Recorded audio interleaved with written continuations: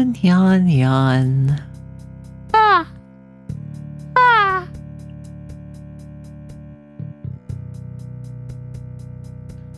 How much wood could a woodchuck chuck if a woodchuck could chuck wood? Stretch.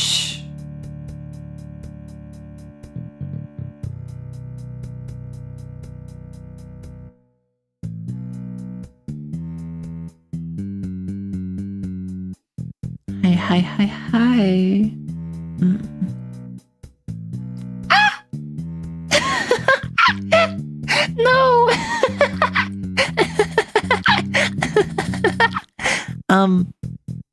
Don't worry. You didn't do anything.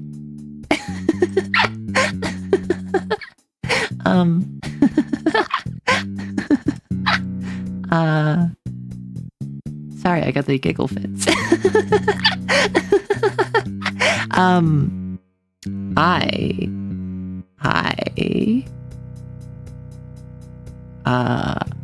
I grabbed my chat, and because I have a new monitor and I'm adjusting to my new monitor, I had to increase the browser size of my browser. And so I'm like, standard is like 150 times. And I think I'm gonna have to change that because when I popped out my chat, it was so big I couldn't read anything. It was just like half of the screen was just one message, and I was just like, I can't read chat like this. And it wasn't that funny. I'm just silly. Start a Q&A. Are you a silly lil liar leading lil liars led alone? I don't know. That was me just like coming up with not even a tongue twister, just syllables. Font size maximum. That's what I'm saying. Font size maximum. Patience minimum. Homebrew minimized. So, hi. In case you don't know. I'm Arrow. Hi. I am going to be here. And you already know that we're starting a timer again, because just like earlier in the week, I'm doing a challenge where if I name a TTRPG by name, I'm done so. Now, I'm not going to end the stream. I just want to see how far I can go. I want to implement this into future streams. I want to see how far I can get on chatting streams here on YouTube, where I just don't mention the name of TTRPG. The time I lost last time, I avoided a landmine, and then I proceeded to lose by bringing up my own landmine. I think what we need to do, and this is not going to be next week, because next week I have a thing planned. It might be next week. I might keep you waiting. Next week, I kind of want to do a bingo. I want to do a bingo stream where I'm just free chatting, but I make a bingo board. And we have like half an hour of conversation. And so we make like a bingo board. And at the end of that half hour, we check in the bingo board. And I'm not trying to do these things. Y'all come up with like bingo slots and I fill in a bingo board. And then after that point, I then have to ascribe if we get a bingo or not. And I think I have to do something if I hit a bingo.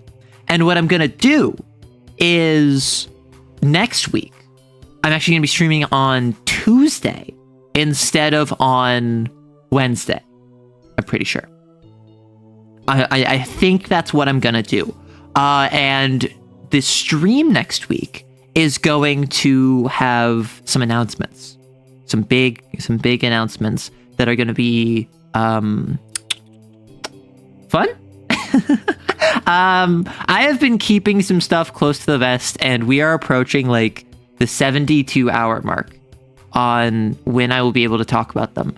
So I think Tuesday I'm going to have it be a really short stream. Wednesday is going to be a long form video. And I think that Tuesday will just be like a bingo board, and you only get to hear the announcement or announcements once I hit bingo. So it'll be like, hey, Arrow went on at least a 15-minute like detour from the initial conversation. And I think that would be like a good sort of thing to set up. The issue with that is that if we don't do the bingo, then you don't get to know the announcements. And I know that you want to hear what I'm talking about. Hey, are you the Lancer, the Mech TTRPG VTuber? I am. Surprisingly, I've been called by many an individual as like Tom Bloom's greatest warrior. Which I have seen other people be like, no, that's definitely Dragon Kid. I agree. Oh, frick. I said, criminy. I said Lancer. Snap. I didn't even do 3 minutes this time. What the frick? What the frick? Okay. I could do double or nothing. However, I think what we do is I just keep it that every single stream, I just see like how far I can go, right? I just said Lancer, yes. Well, I'm gonna keep the 2 minutes and 56 seconds of shame over there. Don't judge me. I try my best. This is me genuinely trying, by the way. Like on Wednesday, when I had the stream where I just fully was just like, oh yeah, like I'm not gonna say that word, you goober. Anyway, in VTM, you can hide weapons and they get a penalty to their attack. And it's like, you know? Ladies and gentlemen, we got him. Listen, you did bait me. I have been baited. Now I'm not a master. Hi everyone, I can say this now. I'm Arrow. I'm a TTRPG VTuber. I talk TTRPGs such as Lancer and Kane, and I talk D&D, and I want to talk more Vampire the Masquerade on the channel. Hi! In case you don't know, I'm a yapper. I chat. I talk about different things. Here on YouTube, we have 2 things to start off stream. First off, we have a Q&A channel. The question is, are you a silly little liar leading liars let alone? Are you? I don't know. You tell me. So what you can do is you can click on there, add in a question. That can be about TTRPGs, that can be about me, that can be about VTubing, that can be about whatever. And at the end of stream, I usually devote like an hour to all the Q&A, depending on how many questions there are, how long it takes to answer. The other thing we do is the high wave. So in chat, whether you are watching the VOD in the comments, or you're a lurker that otherwise doesn't participate, or you're just here right now and you're an active participant, feel free to just say hello, say hi, introduce yourself, and I will acknowledge you, because I think that if you're giving me your attention, I think it's only polite to give you my attention in turn. And if you say hi, make sure to accompany it by what you think the announcement next week is going to be. I have 2 things. Do I? I have 2 things on the announcements that is going to be released next week, and which is why I'm going to be having an early stream on Tuesday, or a normal time stream, but a day early on Tuesday. So, okay, no, you are not the masters. If anything, here, I am the master of mine own domain. I am simply not a master of baiting. I do not do the bait and switch. I give you exactly what you're looking for. I provide to you a good and or service in which I do not falsely advertise. And should you come at me, then that is due to the fact that I have led you not astray, but askance at worst. Hey, Awesome and Kali and Pig and Fives and Zap and Anya and Melancholic and Gato and General and Swindo and Knight and Aiden and I think this is everyone who said hi, Caboose and Domenico and everyone else who's either watching the VOD or gonna come in later. Hi Izzy, hi Baguetto. Hey, you're new to the channel so you can't really think of anything. That's fair, that's fine. Like this isn't a graded assignment. This is entirely vibes. Hi Moth. You think the announcement will be that you're super awesome? Yeah, you as a viewer are super awesome. You watching this right now are super awesome. I think you're super awesome. And I think the way you should show being super awesome is by donating over Patreon. I need to get better at shilling.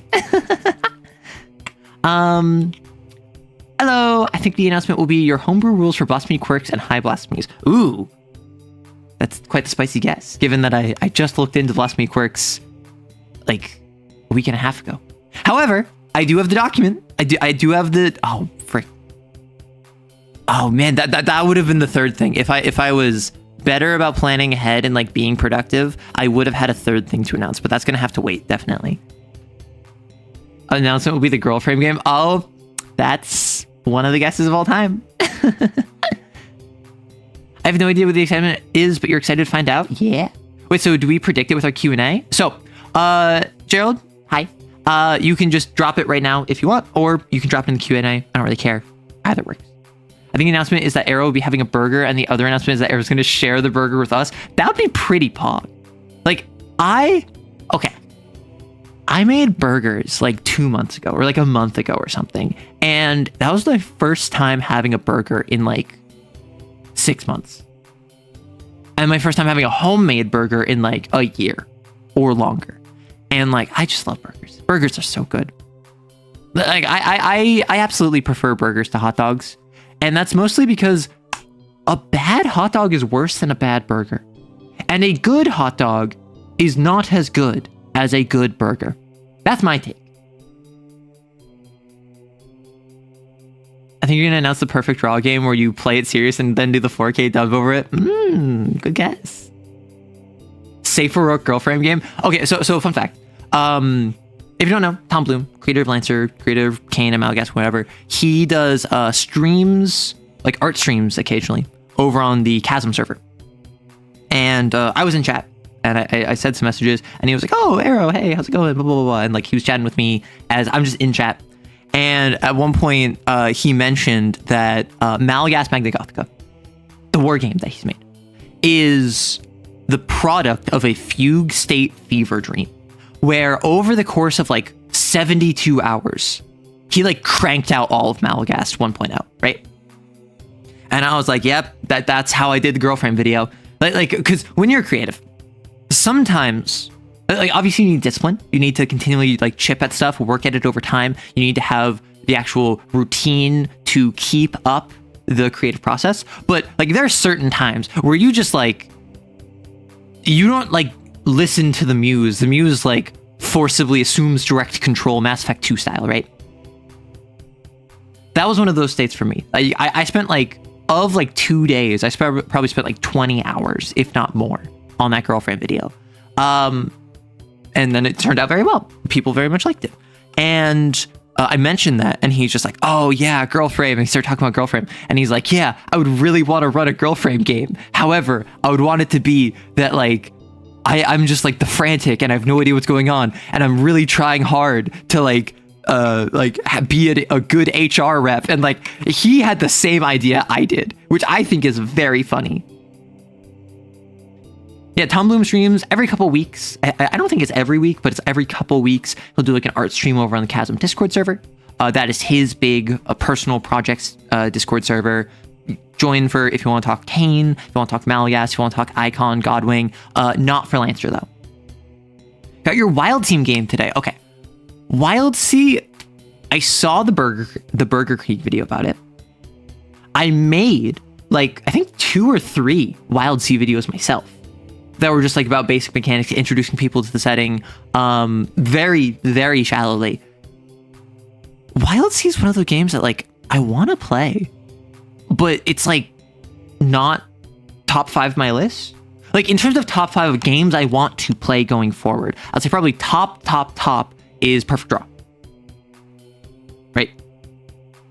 Blades in the Dark is up there. I would say at this point, Crows, the MCDM game that I reviewed, or I looked over the playtest last week, is probably up there. I want to play a game of Lancer. I've never played a game of Lancer. I've run Lancer. I've not played a game of Lancer. The closest is Lancer Tactics. And then number 5. Number 5 be? Because like, I've played Kane briefly. I've played like a one shot of Kane, right? So like, I would like to play Kane, but I don't think that's like a burning desire I have right now. Similarly, like I've played D&D, I've played Vampire the Masquerade. I haven't played Werewolf. I've run Werewolf. That would be fun. I've run Paranoia. Oh, Cock.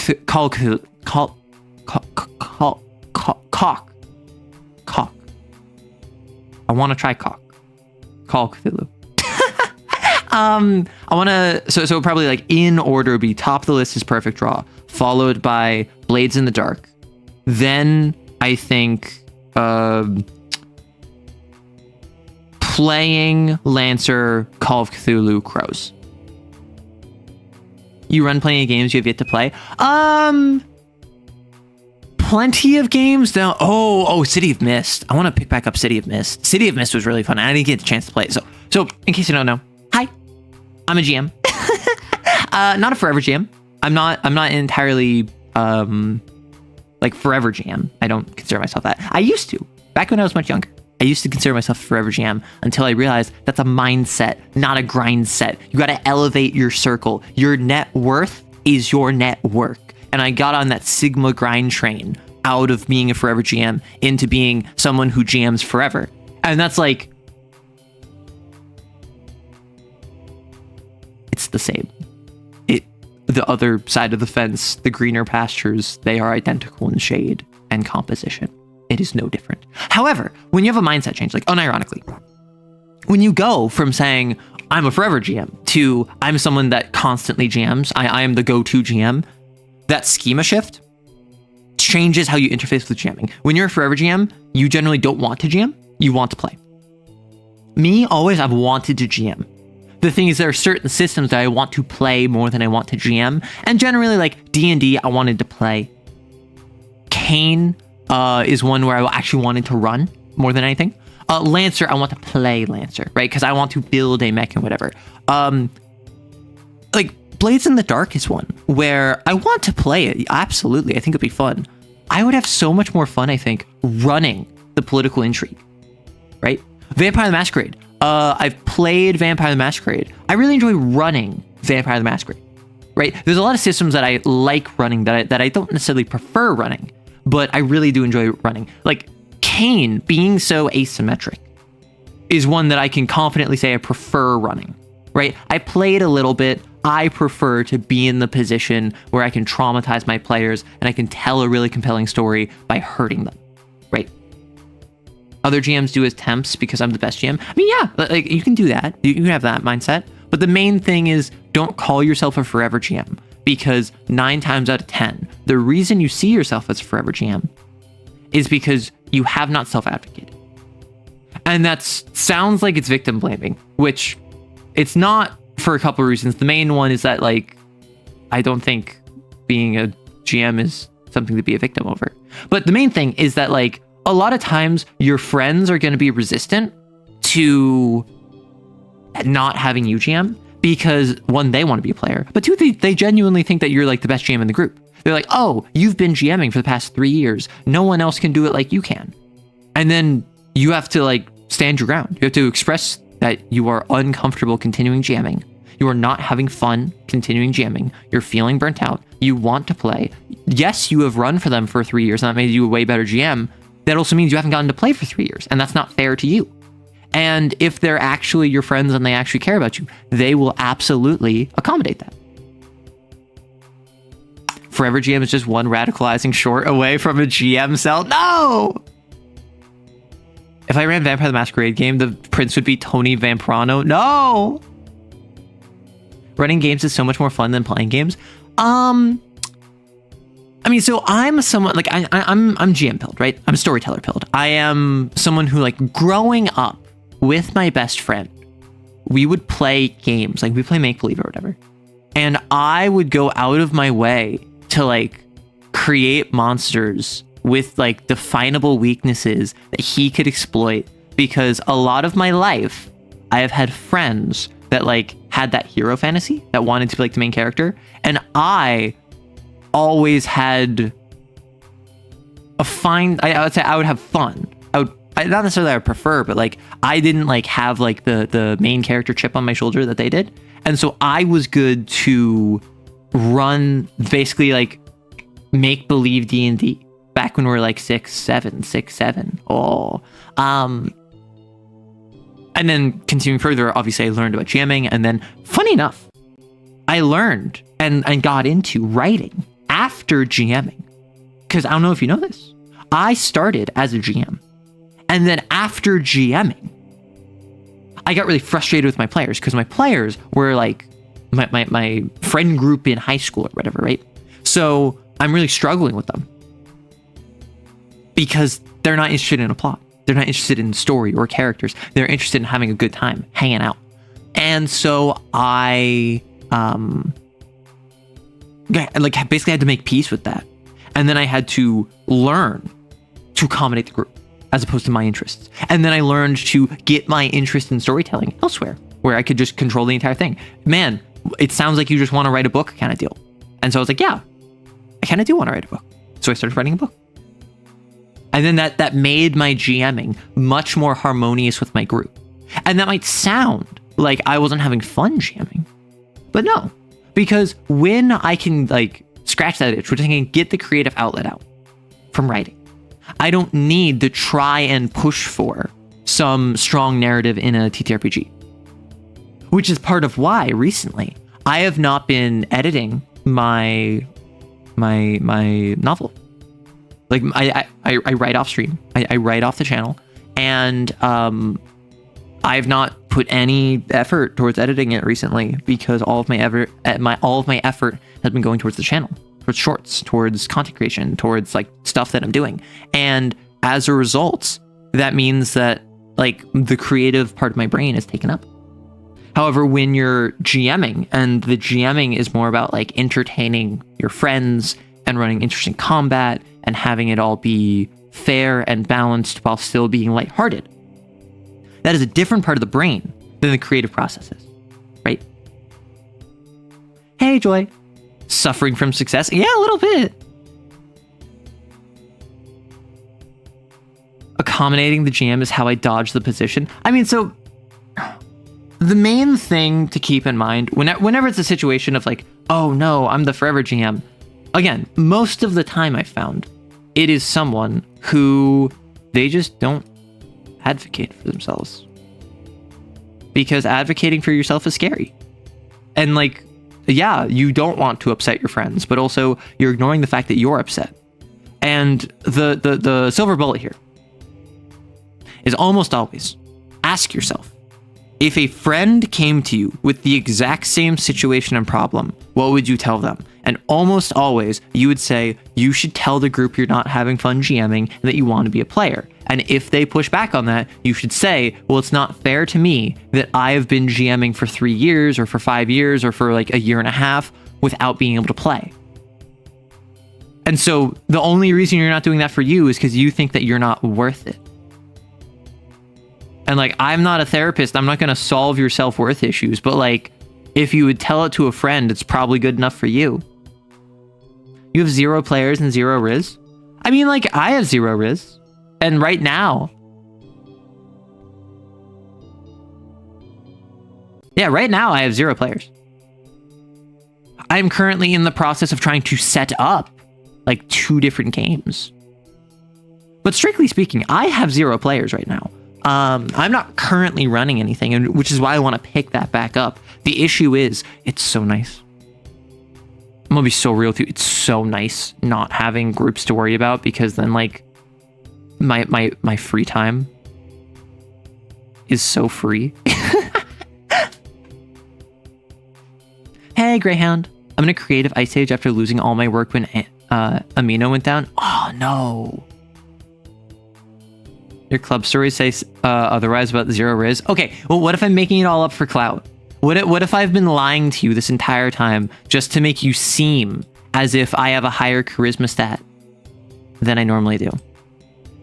What if I have been doing 5D chess, where everything about here, everything I've set up since the very beginning, all of like my nerves about how people perceive me and like how I interface with people, and that kind of like slowly going away as I grow in confidence over time? What if that was all just an elaborate bit? What if I've been setting you up from the start? What if this entire channel was one big psyop? I've actually been editing for a decade, And I just made it look like I didn't know what I was doing when I first started. What if all of that? Huh?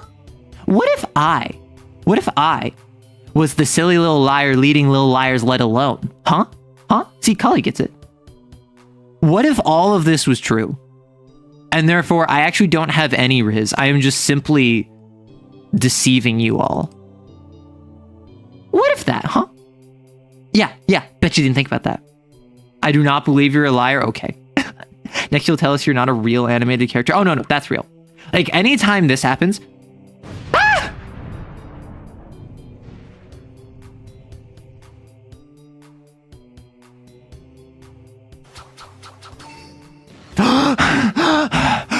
I die every time that happens. That was horrifying. I just went to the Shadow Realm for a second. And it's not like, oh, I'm going to send you to the Shadow Realm. It's going to be like this children's card game. No, it's like hell. I only have one friend, so whenever we play, it's one GM, one player. Honestly, that's what I've been doing. People have called it duet games.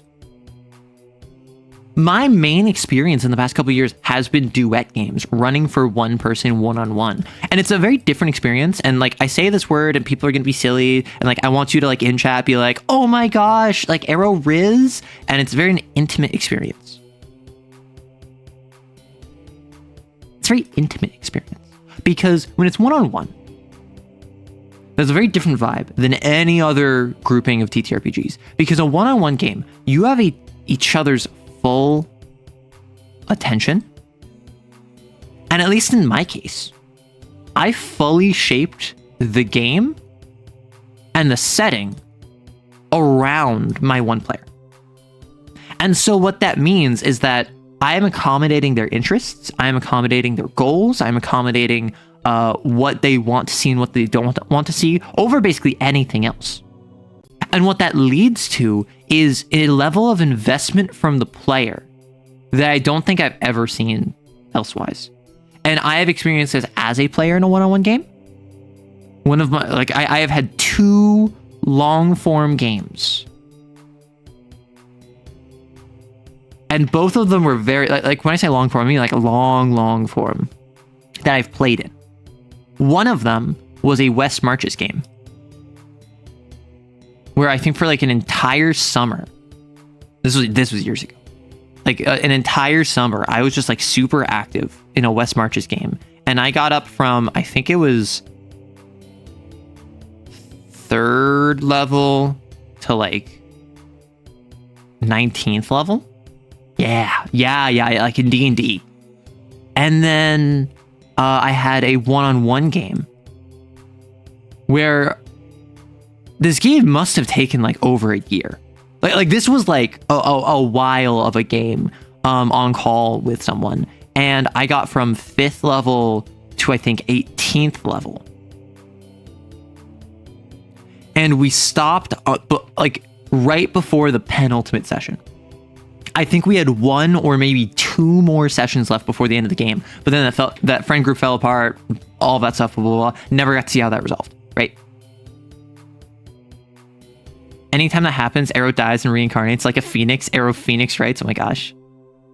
How much positive karma does Arrow have to reincarnate in the same body person every time I explode? Okay, so it's very cute that you think that this is like a blessing and that this is the result of positive karma. This is actually my curse. Imagine being an anime person for a second. Horrifying. Now, imagine every time you eat food, you go, Imagine every time you try to lift something up, you go, Imagine every time you struggle with anything, you go, Like, I am a anime English VA dub actor that was told you are not allowed to have a single moment of silence. I am a squeaky toy that has a compression on my squeaker. Therefore, I cannot stay silent. In the last epoch, the Necromancer's teleport spell, she summons a clone at a location that blows up her old body. Oh my gosh. I did a one-on-one game when I was really young and just learning to run TTRPGs, but I think running one with my IRL friends could be fun. Yeah. Like, running a one-on-one game is a very different experience than anything else, because a one-on-one game is different than a one-on-two game. But then you kind of have a thing where like a 1-on-3 game is kind of similar to a 1-on-4 game, and even kind of like a 1-on-5 game. And then it's really like a 1-on-6 game plus is where it's different. Like, there are like 4 striations here. I already talked about a 1-on-1 game. A 1-on-2 game is unique because when it's 1-on-1, it is just you and the player.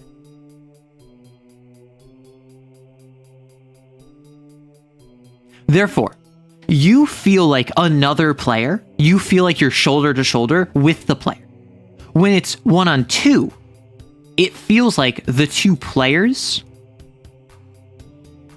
are the only real people in the universe. There's this weird separation that when you have a 1-on-1 game, there is like no barrier between GM and player. And then as soon as a second player gets added, that barrier goes up. However, the player still has that same relationship. It's just with the other player instead of you. So this is like being in a monogamous relationship. This is like being in the chair. That's really what it is. I can't say I have much experience with being in the chair. I think that I'll have to ask you in chat to tell me about that. But I assume that's what this is like. And then when you have like 1-on-3 to 1-on-5 players, that's like your kind of standard TTRPG group. That's your standard setup. And this is where you have like jokes, but also serious bits. Everyone has at least a connection to everyone else in the party. Even if you don't have a strong relationship, you have some form of like, maybe your backstories are tied. Maybe you like have a scene that was like really impactful to 2 of you together. Maybe you date one character. Maybe you have a rivalry with another character. Maybe 2 of your siblings. And with 1-on-6, it almost always devolves into groups of like 3 or 4, right? When you have like 6 or more players, it almost always devolves into small enclaves, smaller groups. Just because that is the way people naturally tend to socialize. When you have too big of a group, smaller groups form within the larger group. You might call them cliques, but oftentimes they aren't that exclusionary in a TTRPG group. It just kind of, I'm the barbarian, you're the rogue, and you're the bard. All 3 of us are like the chaos gremlins, so we get up to chaos gremlin stuff. All of our characters like each other more than everyone else. If there's ever a time where the party's going to split up, it's probably going to be us 3, right? The wizard, who spends time with the paladin and the warlock, they all are much more like intellectual, quiet, patient. Like, we have 2 different vibes in the group, and you would almost think that they are 2 separate groups that are partying together, right? My players just started dating. Yeah, it's like the chair. Oh, did you see Zeeb Bashu made a video about crows? Is that the one that someone posted in Discord? I don't know. Diabolical, yeah, and one of the best things I found about TTRPGs is when the GM goes all in on being a bespoke, unique experience to the players. You don't get this direct line of communication. Exactly. Like when the GM goes out of their way to prioritize the needs and interests and goals and anxieties of their players, not even just for a 1-on-1 game, but it's easiest with a 1-on-1 game because then you don't have to make any compromises. This leads to some of the most interesting and engaging storytelling. It is just easiest with a 1-on-1 game because if my one player says they really want to explore character romance, specifically toxic romance, they want toxic Yuri. They want characters that they love to die, but they're really, really uncomfortable with any depiction of real life bigotry, right? Cool. I can work around that. I can make a very tailored story. When you have 2 players, maybe one of them has all of that, and then the other one says, I don't want toxic Yuri, but I do want Yuri. I also want to see a bunch of characters I love die. And I also want to see characters struggle against an institution that is oppressive to them. And it's like, okay, well, that's kind of stepping on each other's toes, but I can work with this, right? Because like one of you is toxic Yuri, one of you is like wholesome Yuri, one of you doesn't like real life bigotry in their game. So this isn't going to be about bigotry. This is going to be about something that's like not quite the same. It's going to be slightly different, but it's still going to be an oppressive regime you can like fight back against. And then once you get 3 players, 4 players, 5 players, 6 players, it's harder to conform to all of their desires in a way that is equally engaging to all of them. just because that's how people work. Unless you have like the golden ticket where you have like 4 players, all of whom really want to explore X and Y, and they don't want to explore Z. And then you're like, okay, this is a story about X and Y, and we'll avoid Z. Like suddenly, that's how you get like a really tight-knit group of like 4 or 5 players.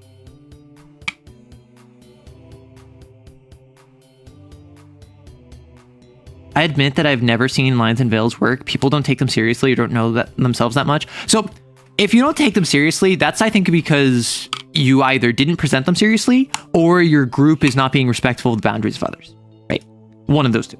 Because when I pitch lines and veils to my party, whenever I do lines and veils with my group, I always say like, hey, we're going to talk lines, veils, and bounds. Do you know what these are? And they're usually like, yeah, I mean, like I've heard of them. And then I'm like, okay, so here's what they are. Lines are things that you do not bring up, do not happen in the background. They're not going to be addressed. Veils are things that might happen, they're implied to happen, they never happen on screen.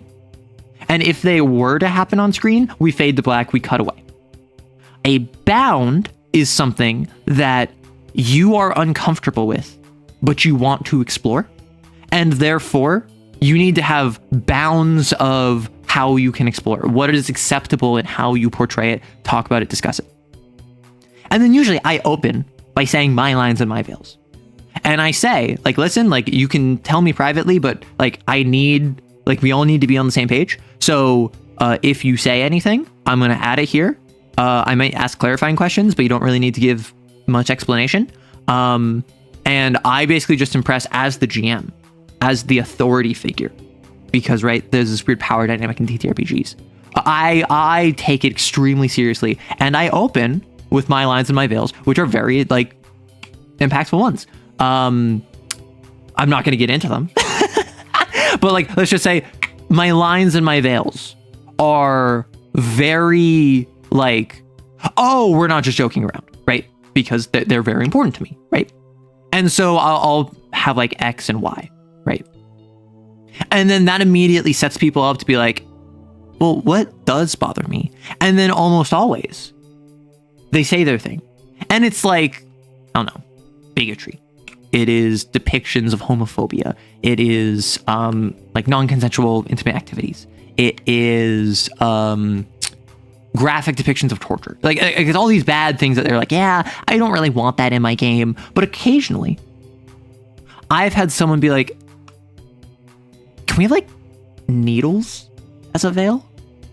And I'm like, what do you mean? And they're like, listen, I'm fine with like needles existing, just not anywhere like injection or anything. And so that's something where like, okay, I would have never thought of that.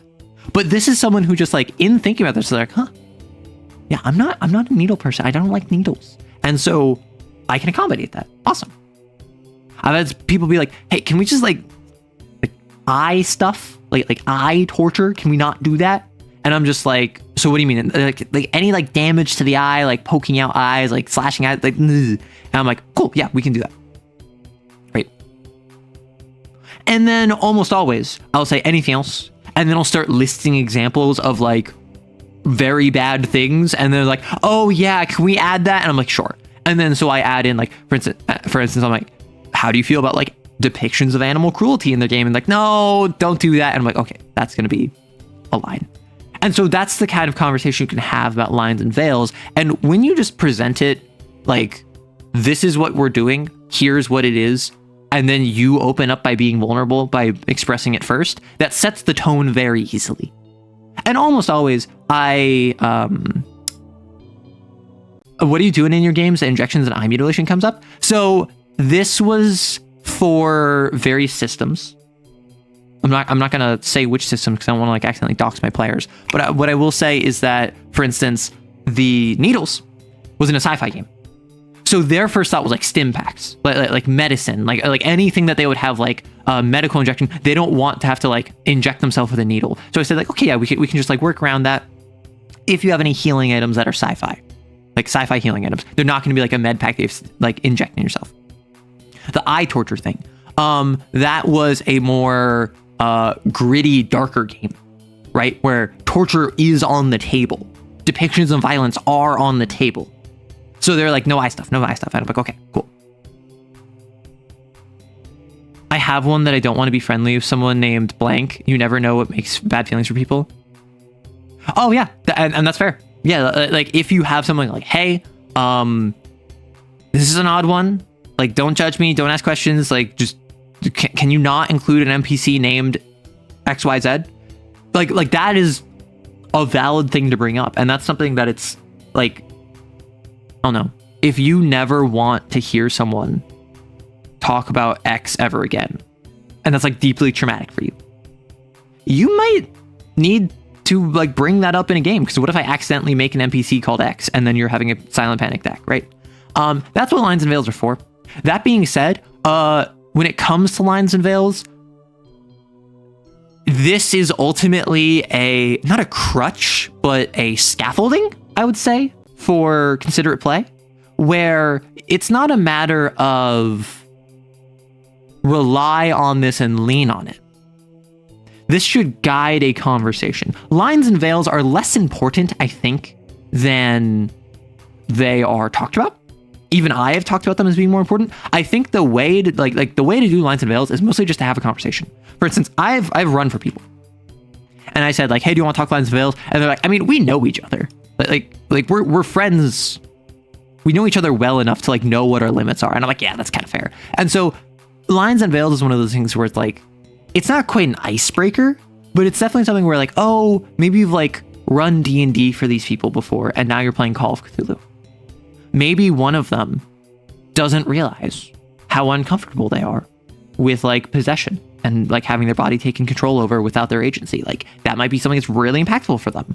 And that maybe that didn't come up in D&D, but it might come up in Call of Cthulhu. That's the sort of thing to talk about. I will just do an educated guess that Hanky Panky is a veil because ace.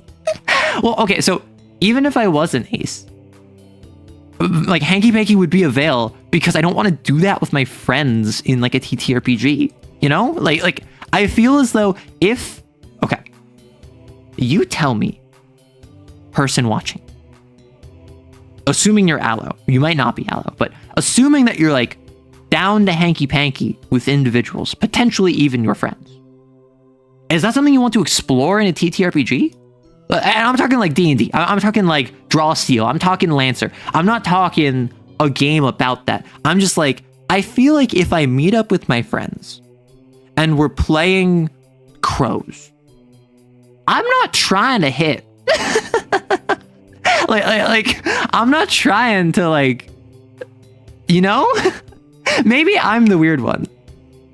Depends on the group.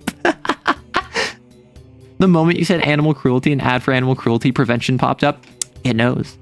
I think the problem is that my personal lines and veils are very few. So my example are the same that people generically say, and there isn't that moment of deep reflection. I mean, honestly, mine are very superficial as well.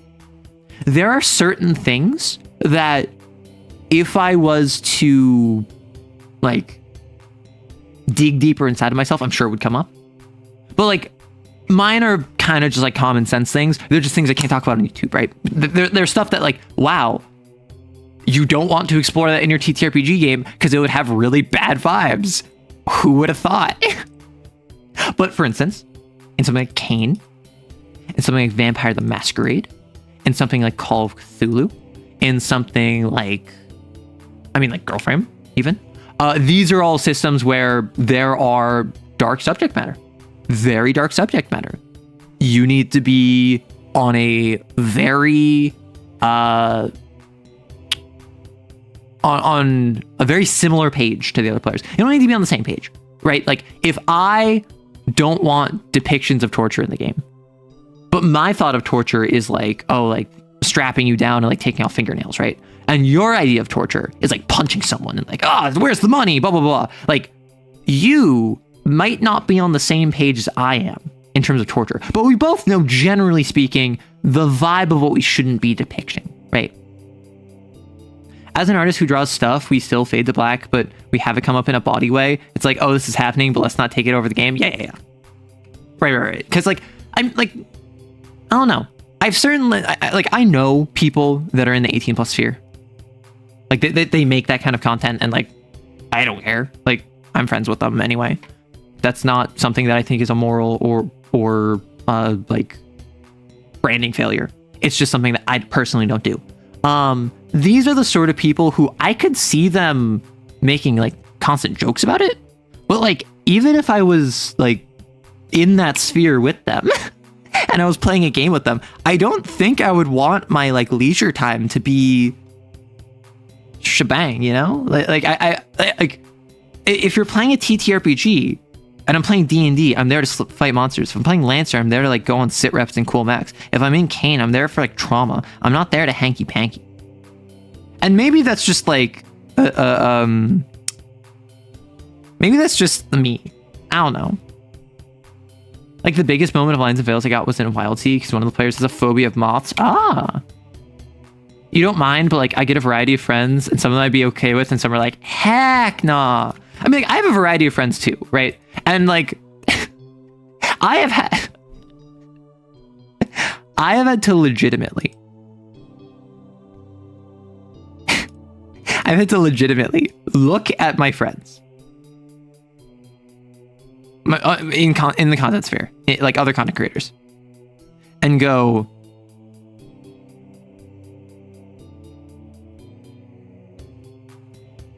girl frame or no? I've had to look at the people in my circle and be like, okay, if we get the girl frame video, are you someone I would ask to participate? And as you would have guessed, most of them is a no. I have a couple people who I'm like, you know what? It might be pretty funny.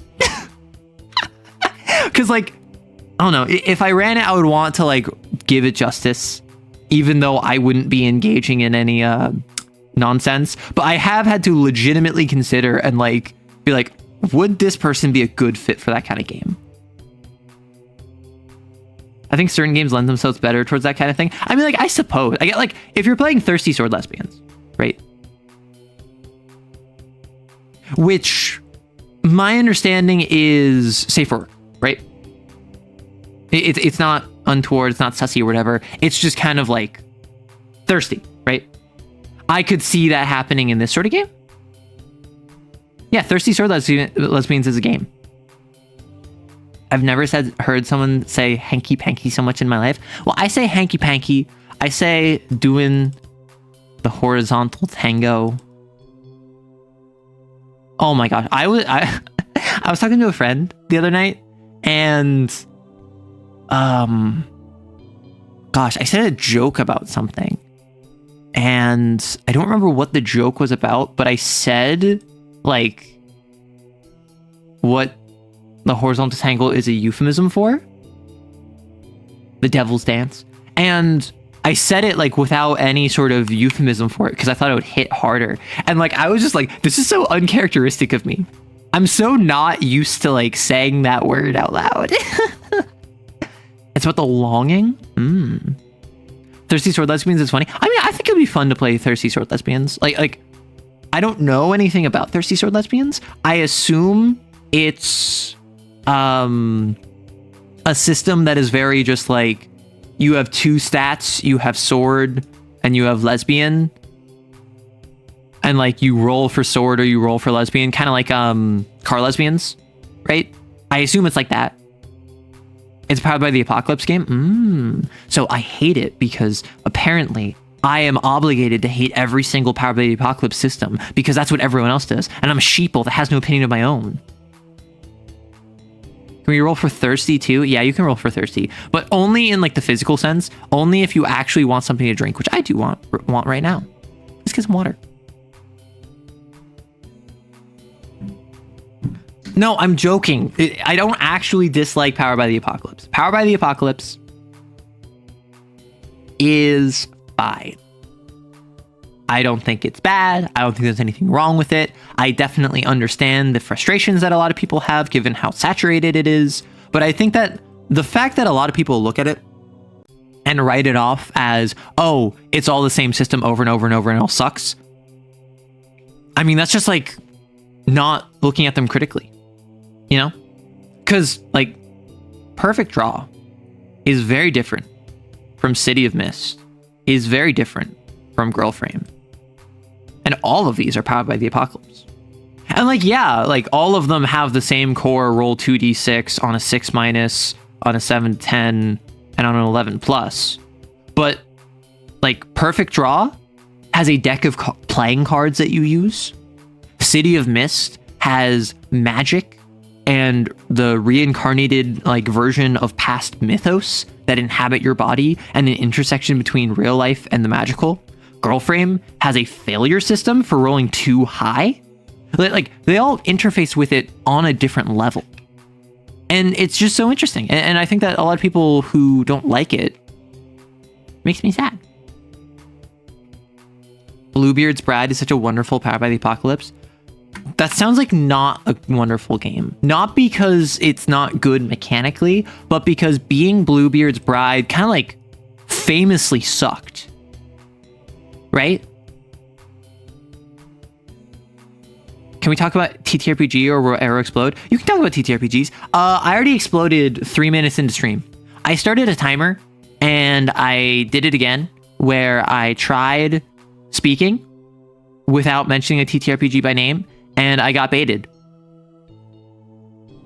I should look it up. It's really cool for a horror game. I feel like what it is, Bluebeard's Bride, is it's a horror game about like running from Bluebeard. It's a gothic horror tabletop role-playing game published by indie role-playing games publisher Magpie Games. I know the name Magpie.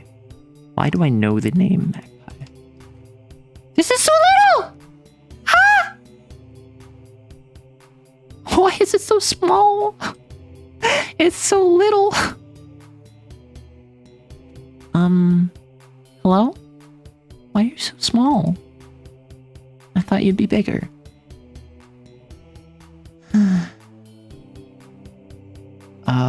Oh. Okay, so the game master is called the groundskeeper. Players do not play an individual character, but a specific piece of the bride's personality. The animus, the fatale, the mother, the virgin, and the witch. As the bride wanders through the castle, she both meets wonders and horrors that tell her about Bluebeard and to some extent about herself. Interesting. What has Magpie Games made?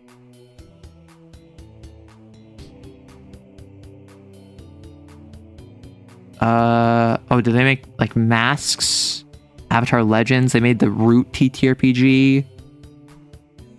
Interesting. Oh, okay. So I have a question. So Magpie Games, clicking on it, it has a bunch of Ennies, right? Can someone please explain to me? Can someone please explain to me what is the deal with the Ennies? Because I feel like I know what they are. I know that they're like a TTRPG game award show. I also, like, the main thing I know about them is that people complain about them a lot. In part because of the judges. And how they'll just get, like, folks that aren't recognizable names, and then the judges have biases because, obviously, that's why they're judges, because they have certain interests in the hobby. And then, like, people get upset when one year a judge likes one type of game, and so that game gets a bunch of attention, and no other year the game gets any attention. And the other thing is, like, wasn't there some controversy, like, the year Lancer was released? The layout and art is awesome. I mean, it looks cool. Like, this is not what I was expecting whatsoever. Now,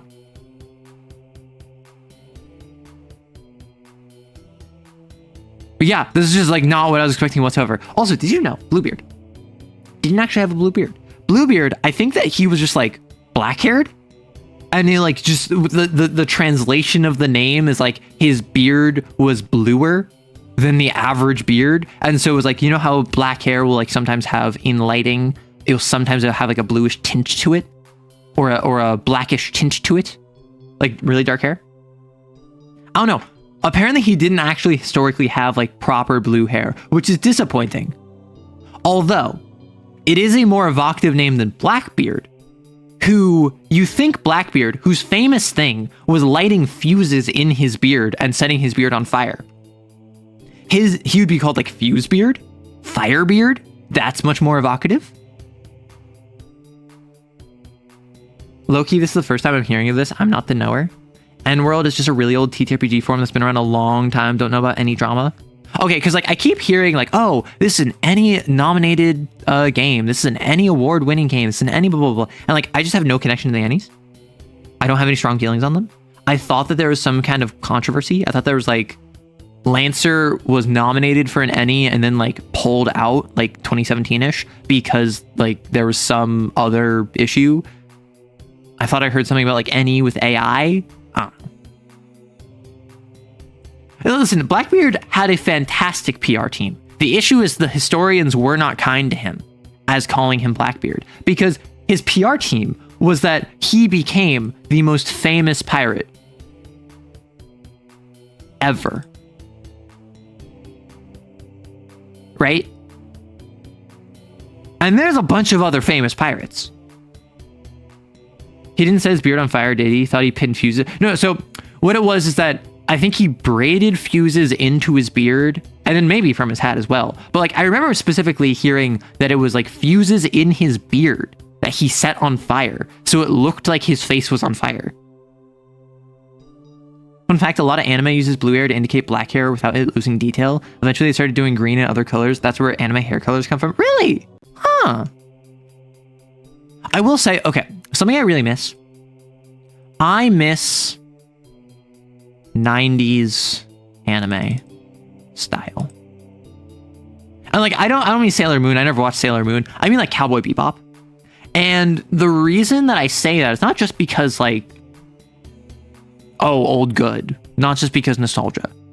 But also because in the game Carrion, that one game where you play a monster and you go around and like eat and you eat a bunch of people. That trailer was like a 90s style anime opening. And I like didn't realize how much I missed it until I saw that like 6 years ago. Didn't Blackbeard never kill anyone? It's not that he didn't kill anyone. It's that he rarely killed people once he had a reputation. Actually, much like Genghis Khan.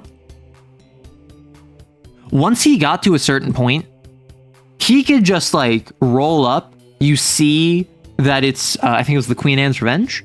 And you'd see that like the fuses were lit and you just give up. Same thing with Genghis Khan. Like, yeah, a lot of people tried to resist Genghis Khan, but like Genghis Khan would just like roll up, say like, hey, submit or die. And a lot of places would just submit. And then they would just like give a bunch of resources to the Khan. And then the Khan would move on because that's what the Khan did. What happens is that once you hit a certain threshold of like, oh, this person like is a threat and dangerous, you don't need to be dangerous no more. To be honest, you don't want to be a famous pirate. It's kind of like being a famous thief or scam artist or French. I mean, so disagree. Being a famous scam artist makes it harder to scam people. Therefore, even putting away the like morality of like being a scam artist, being a famous scam artist is not beneficial. It is detrimental to scamming people. Being a famous pirate is beneficial to pirating.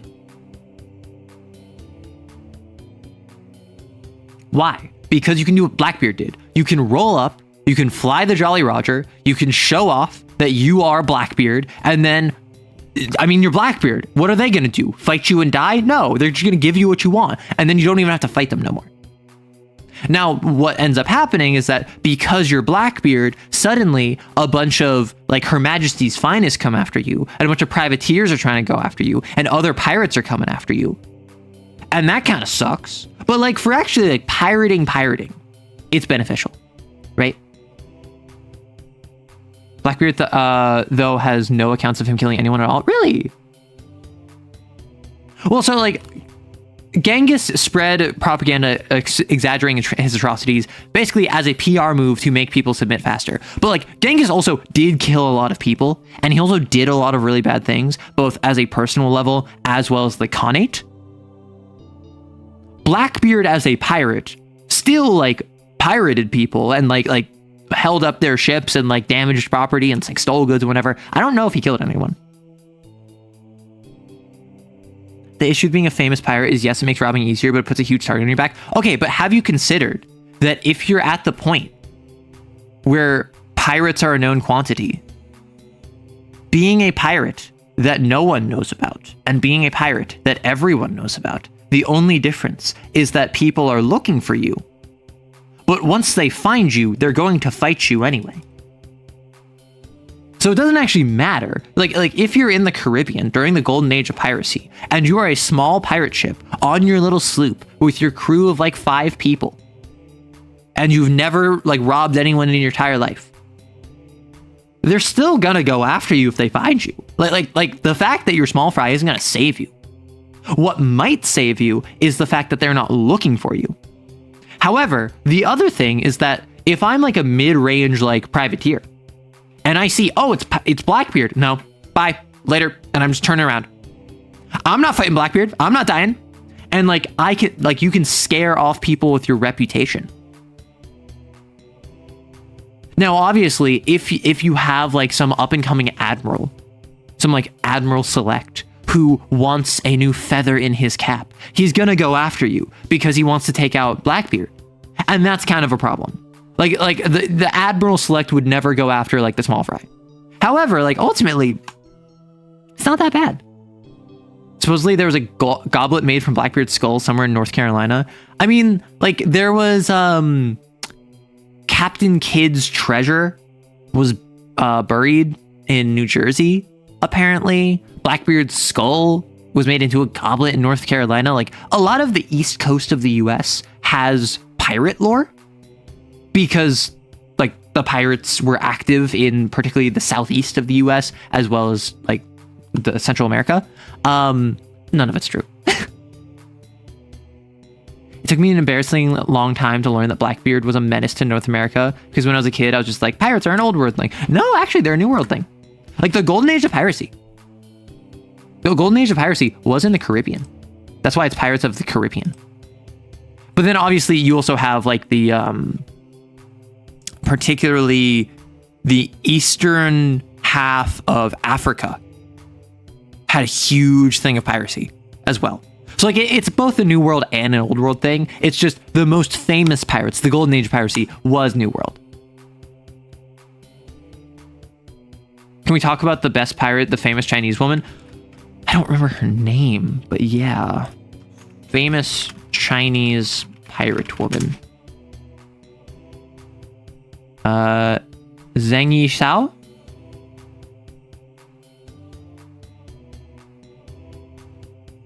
Who I believe is the woman that the IPSN Zhang is named after. Yeah, right, because this was against the Portuguese. Was this with the, was this with the turtle ships? No. Yeah, river pirates, because she was a Chinese pirate that fought against the Portuguese. Yeah, so fun fact, do you know that turtle ships? Spiked turtle ships were a thing, particularly in East Asia, and I think against Japan in particular, because in East Asian naval combat for a very long time, boarding was basically how you did it. It was less like, oh, we're going to fire cannons at you like broadside style and try and sink your battleship. It was, we're going to pull up next to you and we're going to jump on and we're going to start fighting you. It was C, thank you. And so like I would like pull my ship up next to yours, take out my sword or my spear or my axe, and I would jump onto your ship. And so what I would do is I should have a picture of this from the Vlad video. turtle ship?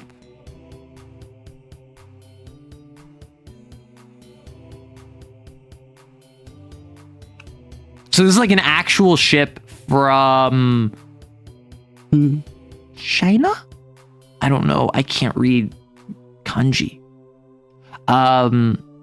Yeah, so like this was the stylization of the ship, and then if I go spiked turtle ship. Turtle ship.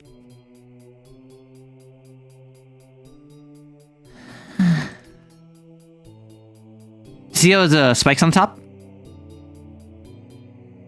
All of these here are spikes, because if you try to jump onto it, you would get spiked. Is it Korea? I thought it was Korean turtle ships, but I don't see Korean script in the name of this file that I have. Yes, Yi Sun-shi is one of those absurdly interesting historical figures. Honestly, there's a lot of just weirdly, like, randomly interesting historical figures out there.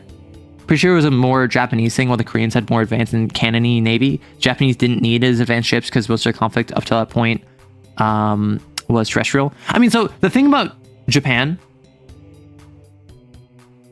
is that their navy for the longest time really was not that good because they were an island nation. And so they would mostly fight themselves, right? The Japanese warring states, like, they would all fight one another, and they didn't have to worry about anyone coming to invade them. And when people did come to invade them, they would be hit by like a tempest. And then Japan would be like, oh, well, obviously it's because we're protected by the gods. Anyway, back to fighting each other. And so they would continue fighting one another terrestrially. And so Japan really lagged behind in the Navy department, like up until they modernized in the 20th century. And then even then, that's when you get was it the Yamato? What was the super battleship that was like completely unfeasible that the Japanese tried making? She started as a lewd worker, married a pirate, worked up the ranks with him. He died and she took over pirate confederacy. You love to see it. Like women in piracy, women in STEM. Yeah, the Yamato, like, is there a picture of it? Yamato battleship. It was so large that it was unfeasible. The goal was to fill it with as many guns and as like many engines. And was it a carrier? The heavily most powerful armed battleships ever constructed, fully loaded and armed with 9 46 centimeter type guns, which were the largest guns ever mounted on a warship. Oh my gosh. Yeah, it was a gunship that was just meant to have overwhelming firepower. And as you would expect from putting all of your eggs in one basket, that does not work out very well in naval combat. There's a specific admiral that's basically won the Korean-Japanese War, and I can't remember his name. Yi Sun-shi? Yeah. The Yamato was a crazy ship. Just unfortunately, the meta changed it to planes. Also, it changed the planes. I thought the thing that killed it was the subs, right? Because the big thing about submarines is that they're hard to detect. And that is why they're so effective at taking out, like, cruisers and battleships. And yes, you do have ships that are capable of taking out submarines. However, you generally have to have, like, a dedicated anti-sub ship. Which means that's more resources. That's more people. That is more investment that you then have to append onto your gunships and your cruisers. And you have to have these ships that are capable of taking out submarines. Like, basically escorting other ships. And you only have so many of those, like, anti-sub ships. But we could make a really good basket. It would really work, trust. You know, I think we should take a star. And I think that we should construct a smaller version of it. And, like, have it inflict death. And, you know, I think that if it gets destroyed, I think we just make a second one. I think that would work out fine. Early subs had to surface fire. I thought the Yamato was World War II. Because I thought the Yamato was World War II. I'm speaking from the perspective of subs in World War II. Like the German U-boats and the Americans. The first one was a fluke, of course. The Yamato had several escorts that I think were anti-sub, making bombers more viable. Got it.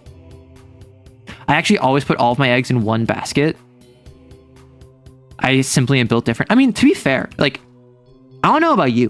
When I buy my eggs, when I go to the store and I pick up my eggs and I go, can I get them fertile? I put them all in one basket. It's in my shopping basket. I just kind of keep them on hand and I put them all in one basket. And worse, I put more than just eggs in that basket. I put like cheese and milk and perhaps like sliced meats. I will put many things in a singular basket, far beyond all of my eggs. And I feel as though that is against common parlance. That was World War I. World War II was where they had torpedoes. My subs always hide somewhere, but I always have several escorts to help me find them. Help, my subs have unionized and now they're hiding underneath the depths of the Pacific Ocean. Their greed sickens me. Okay, but did they fertilize them for you? Nah, I can handle that.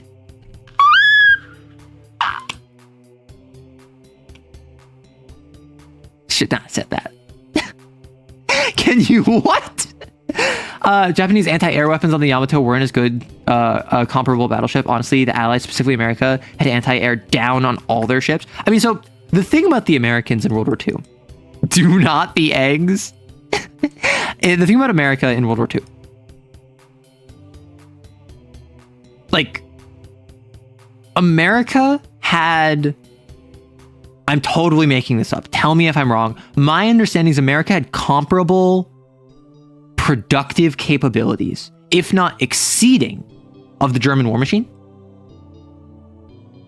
But America hadn't been involved in a war for the past 7 years, for the past like 5 years, while simultaneously not having to deal with two terrestrial fronts. Yeah, so American industry was exceeding German industry, which just makes sense on a size comparison of just land mass, right? And also was not brought down by land invasions, having the home front invaded, 2 different fronts, multiple years of war attrition, which means America could just invest, right?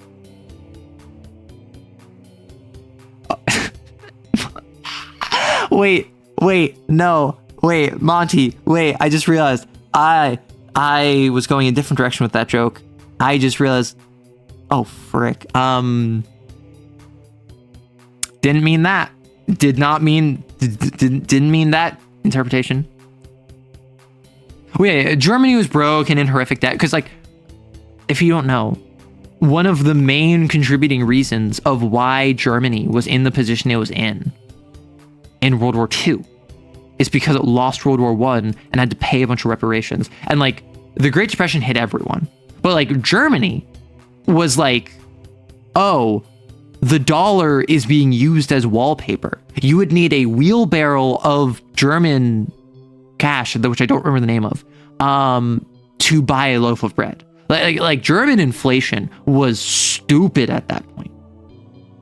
And so Germany had no resources, and that's why they had to invest so much in authoritarianism and the war machine. And they did invest a lot in the war machine, and I believe that on a quality level, they exceeded like the USSR, just like on a quantity level, they were way outmatched.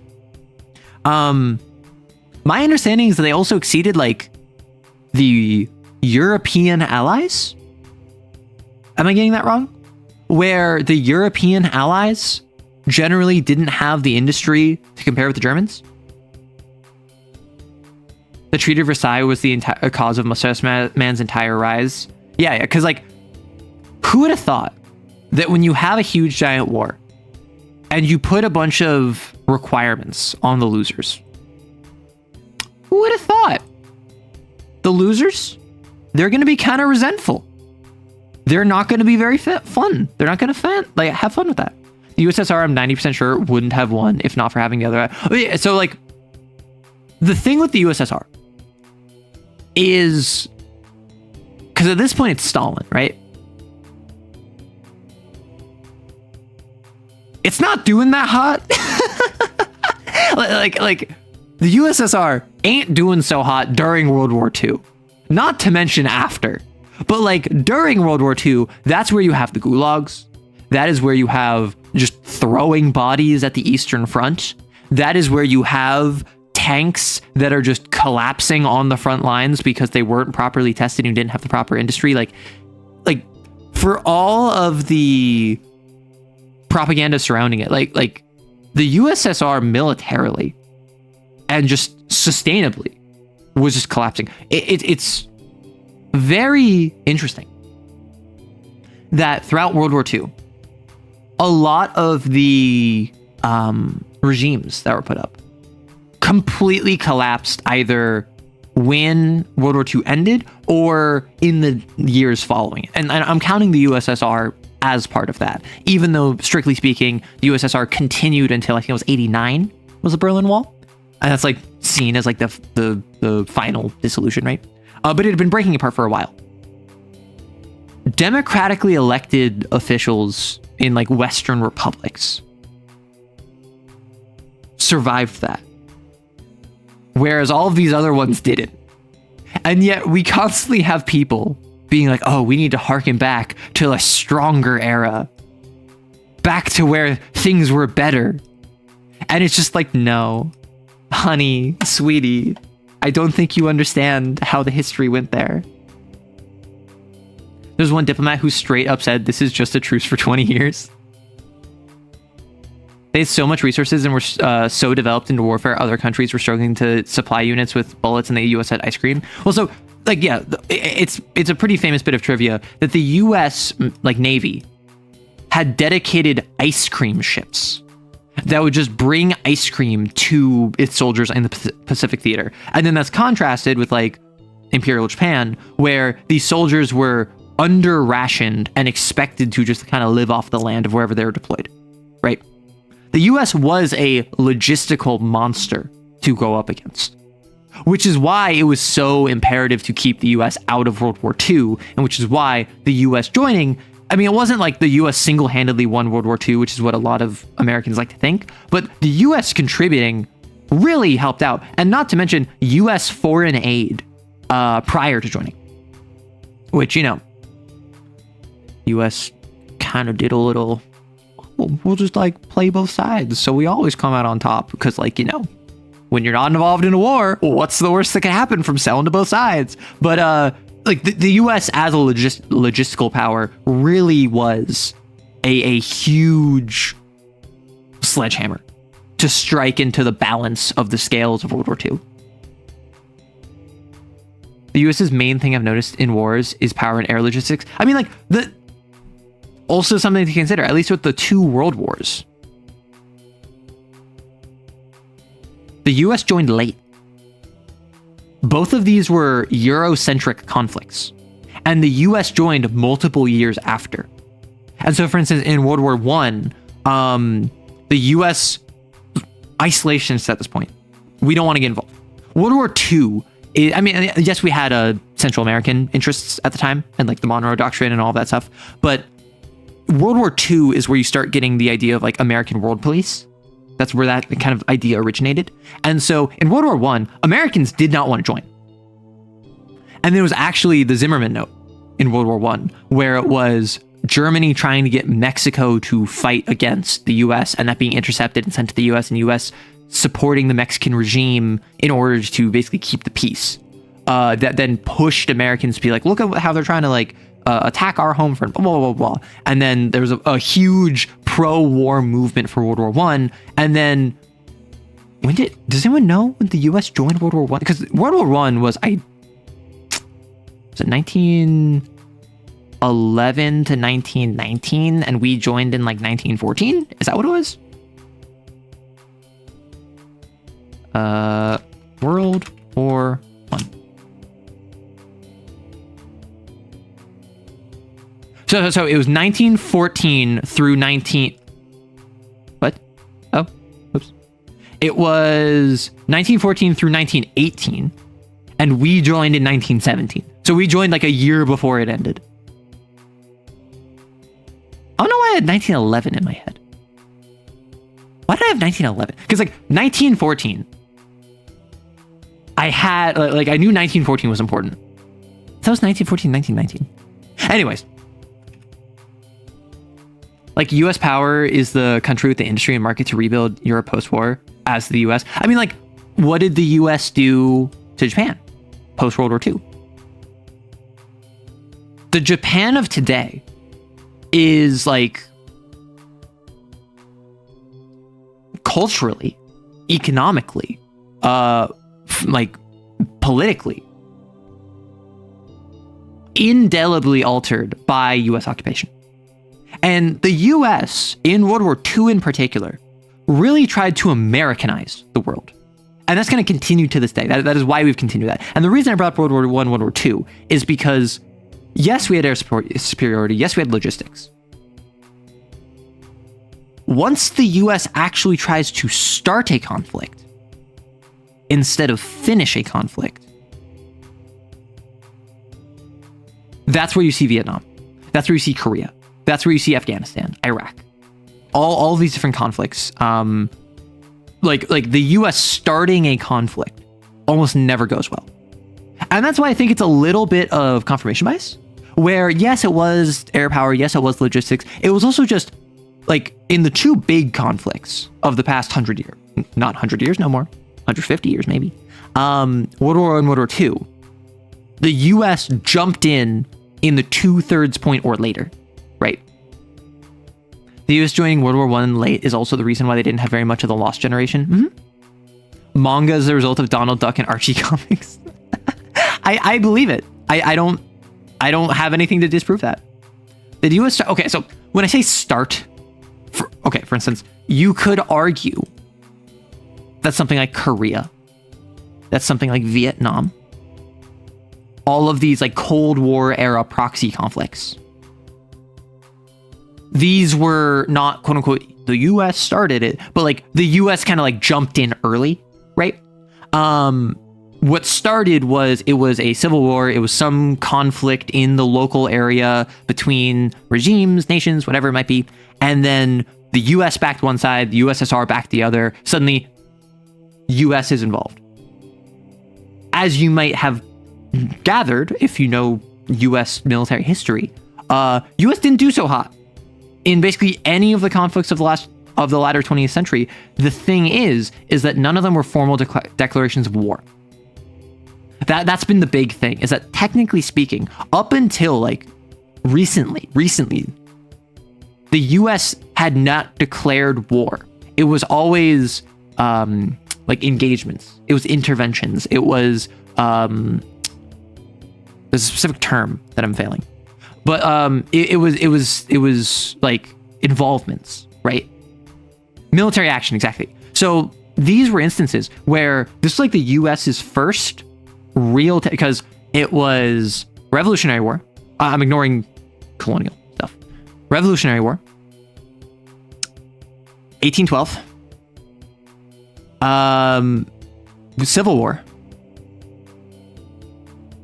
I mean, like Mexican-American War. And then I think it was World War I, World War II, Korea, Vietnam, and the various wars on terror. Unless I'm forgetting any major ones. Spanish-American War and the Barbary Wars. Yeah, because like, in case you don't know, I am not a historian. That'd be Rory. I am not an expert on this. I'm not speaking on this as an authority.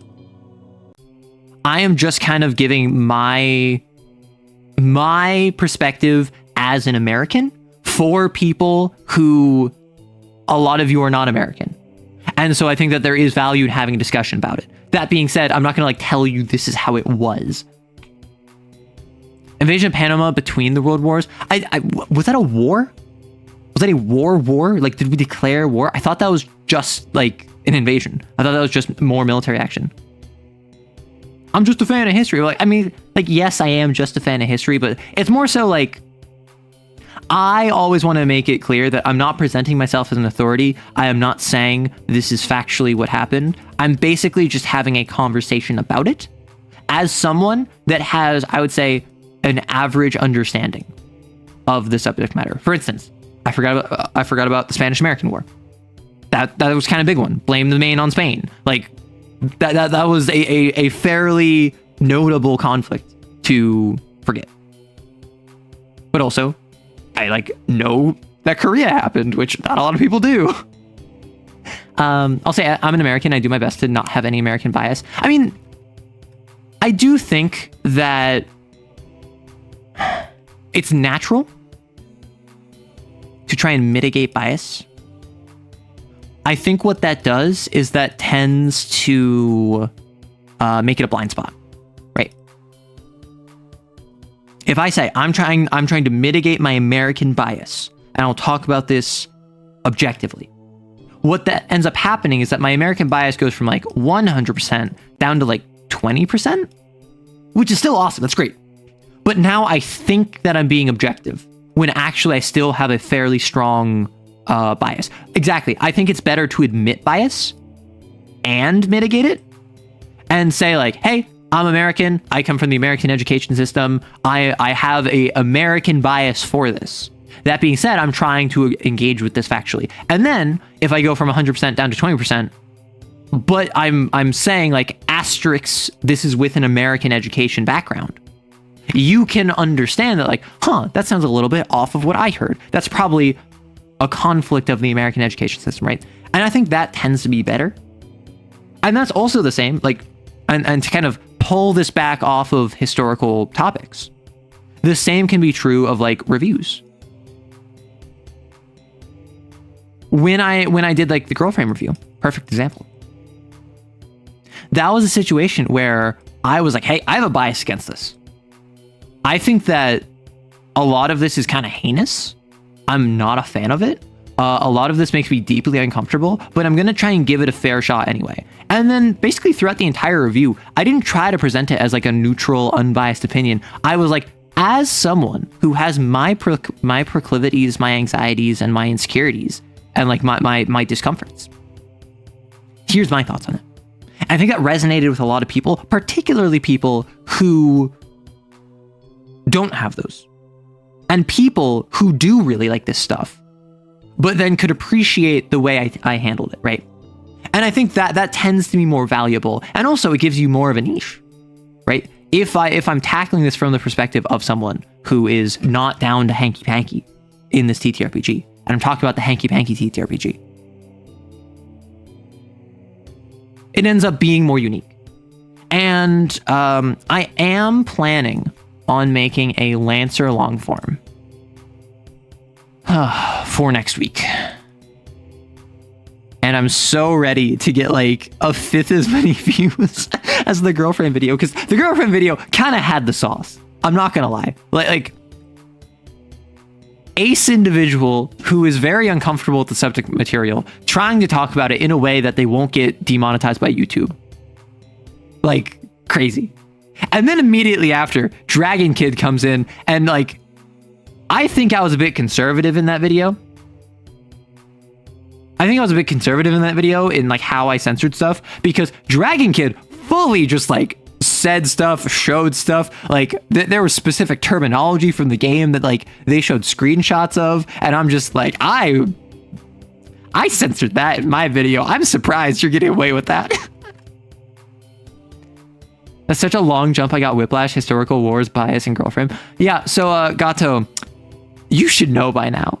That's what we do. What we need. Someone made. Oh frick! Did I have it saved? I don't know if I have it saved. I have it on my Blue Sky Twitter.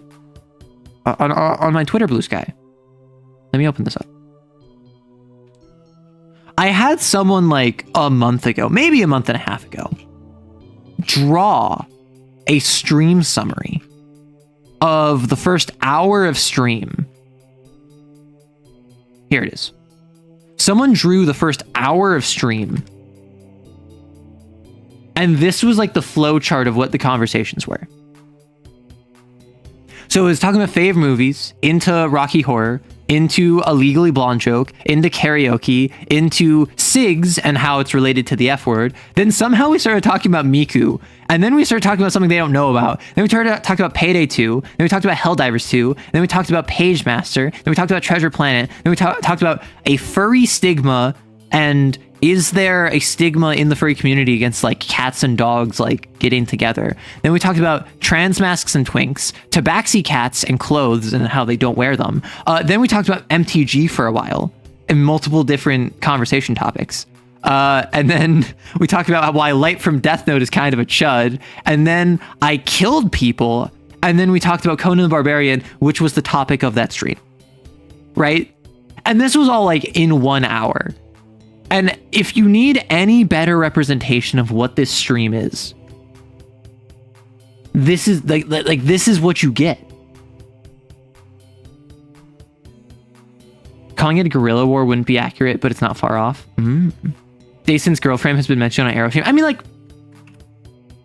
yeah, I do mention it a lot. I also mention Lancer. I mentioned Kane. I mentioned Vampire the Masquerade a lot. And like, obviously the difference here, I've played all these games, or rather not Lancer. I've run Lancer. But like I have a connection, a stronger connection to these games. But like, Girlframe is part of my conversation repertoire now. In the same way, even though I haven't played it yet, Perfect Draw is part of my conversation repertoire now. I try to avoid just saying the same 3 TTRPGs over and over and over, even though, from my perspective, it feels like I have just played like 3 TTRPGs. Right? Like it feels like D&D, Kane, and Vampire the Masquerade are like the only like all of these other TTRPG channels. They talk about like Quinn's Quest talks about like with his consistent group at home, how he'll play like a different game for like 8 months, and then he'll make a video about it. It'll be like a great video talking about the system. XP to level 3, we'll talk about like D&D for a whole bunch. Then we'll just talk about Lancer, and then we'll talk about this other thing. Dragon Kid shows off all these different systems. And I'm just like, I feel like a baby. I feel like I haven't played nothing. And then I remember like, well, no, I've played Paranoia. Well, like I've run Lancer. I've run City of Mist. Like I have other games that I've run, and like the more I think about it, the further I've gone. Like I've played other editions. Like I've run other editions of D&D. I've run Xeneolithic, although that one wasn't really like a full session. That was like a single session. Like I've played other games. I just feel like I'm such a baby for TTRPGs. I feel like I don't have the sauce with me. This clearly means that Arrow likes Girlfriend as much as they like Kane and Lancer. You know what? All I will say in response to that is no. However, I did put thought to it in how I would run Girlframe if I was to actually do it.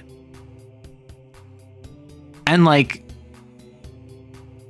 I have a character concept for a handler. And I actually have 2, right? I have one that I would run if I was actually trying to take the game seriously, and I have another that if I was just trying to like put my reps in and say that I ran Girlframe. Oh gosh. What if I just run Girlframe? Like independent of like the 100K thing, independent of the channel thing, I just run it and then I just drop a video with no context and I'm just like, I finally ran an NSFW TTRPG. Also, Arrow likes Girlfriend more. Got it. Yeah, of course. Also, no. I feel like you. I feel you. I only ever play D&D 5e and run anything and everything but D&D. Mage Ascension. I actually haven't played Mage Ascension. Like obviously, I talk about a whole bunch. Like, I want to talk about Cyberpunk, right? I want to talk more about Blades in the Dark and Wild Sea. I actually played Numenera one time. Like ages ago. That is good clickbait. No, so like that wouldn't be clickbait. I'm saying like I actually did run it. Oh my god. Okay, so idea.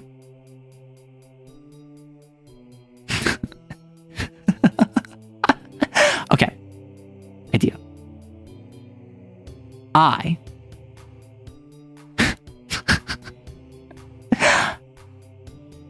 I print out a piece of paper, or someone like via Throne buys me a shirt that has the girlfriend cover. I wear it outside and I go on a run. And I like have like a mask on and I'm wearing sunglasses and I just go on a run and I record myself. And I ran girl frame. Laugh for me. Like I think that would be kind of funny to just be like, okay, I ran girl frame. Cyberpunk 2020 is actually so much better. It feels so much more cyberpunk. So I've heard about Cyberpunk Red. I haven't heard much about it, you know? Running with a mask is hellish? Yeah, it sounds it. My list of TTRPGs played is very big, but at the same time I feel somewhat disconnected because most of them are quick trials of 3 to 4 sessions. That's the thing. When I think of a game that I've run, I think of like, I've run Vampire for dozens of sessions. I've played Vampire for more than a handful of sessions. I have, like I've run Lancer, but I haven't run much of Lancer. I don't feel like I've been a Lancer GM, right? Reaction content of your own jog is actually genius. Red is cute, but netrunning feels like being the special kid that wants all the attention on themselves. Okay, how many of you know about Netrunner, the TCG? Netrunner, the TCG, started in the 90s, then got shut down, then got started back up by Fantasy Flight Games alongside L5R in like the 2010s, and then immediately got shut down again. And then a fandom sprung up about it on Jinteki, where they remade all the cards from scratch. And they did all the new, like they did new layouts, and they did new art, and they did new names. But because you can't copyright game mechanics, there was nothing stopping the fans from reproducing all of this stuff. And so now with Netrunner, there's this full like reconstruction of the entire the entire TCG, and like they've released new cards, new sets or whatever, and honestly it's really fun. It's an asymmetric TCG where one of you plays a corpo and one of you plays a Netrunner. And I think originally like the 90s game was tied into Cyberpunk, I think, but the 2010s version fully its own thing, right? So it uses a lot of the same terminology, and that's why when I watched Edge Runners, and like Lucy describes herself as a net runner, and like they talk about like net running and going in the net, I'm just like, oh, the thing, the TCG, I played this, and it's really fun. I really enjoy it. I really want to play it with more people, and I think it'd be fun to show off. The issue is it's a really small community, and I'm gonna be so real with you. I get nervous playing with strangers. So like unlike Magic the Gathering, which like I can just like play on Arena and I can load up with strangers and it's super easy because it's the intended way to play on Arena. With Netrunner, like I've only ever played with people I've known. You're the kind of mage storyteller who doesn't know the difference between a Methuselah and an Antediluvian. That is wild to me. I don't know about Netrunner, but I know about Pimp the Backhanding. Oh my gosh. I ran Lancer from LL0 to LL5, though after one mission we skipped from LL2 to LL4 because it was a long mission. Oh my gosh. Can we agree Corpo's by far the best origin story of 2077? I have a confession. I want all of you to say, Arrow, how dare you? I have never played 2077. And I watched a playthrough of it, like right after it came out, so like back when it was super buggy. And it was RT Games playthrough, so it was him being silly. But on top of that, I don't actually think I watched it in order.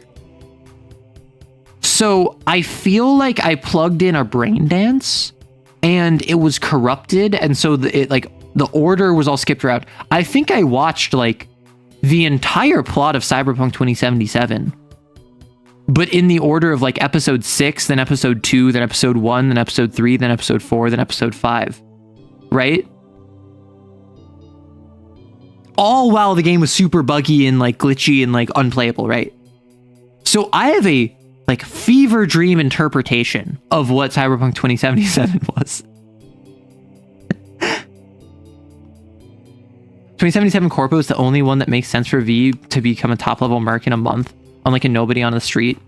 Or a lousy nomad. Oh, you shut your mouth on nomads. I did hear from a friend who played 2077. And this is a friend, like, I love this person. They're great.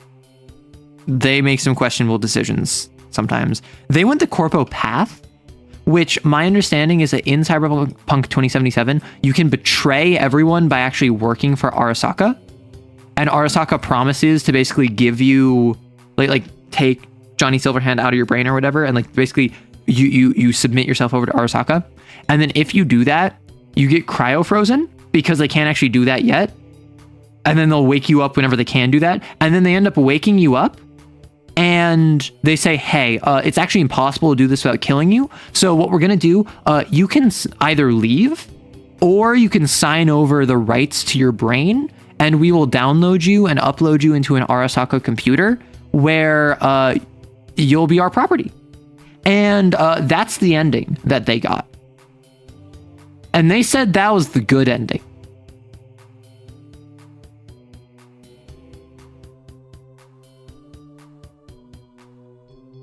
Which, like, I guess you're alive, right? Like you're not dead, which is my understanding of most of the endings.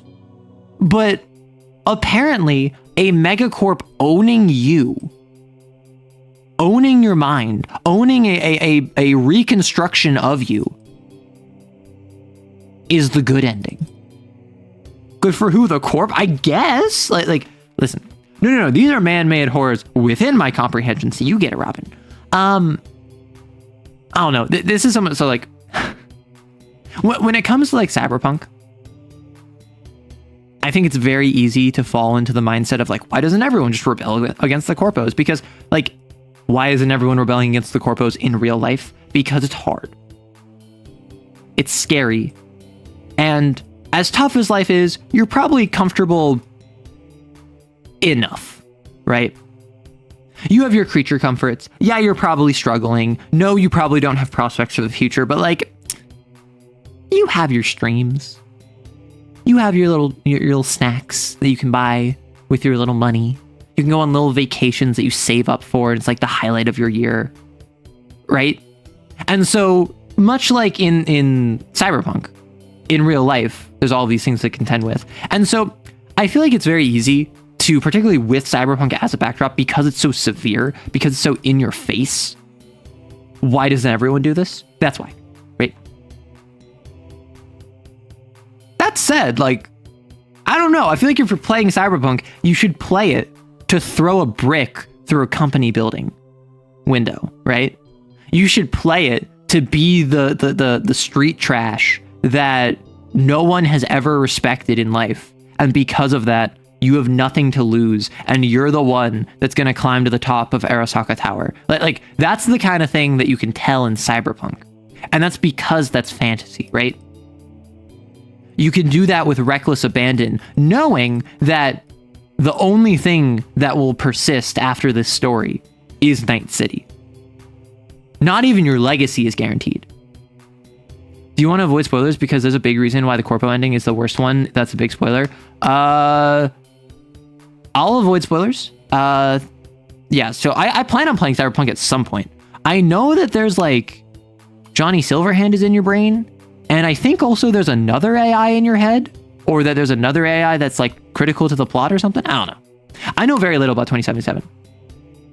Cyberpunk doesn't have a good ending. Everyone who says Nomad is coping, there's no way Arasaka or Nusa doesn't have a solution for V, but Nomads can find it.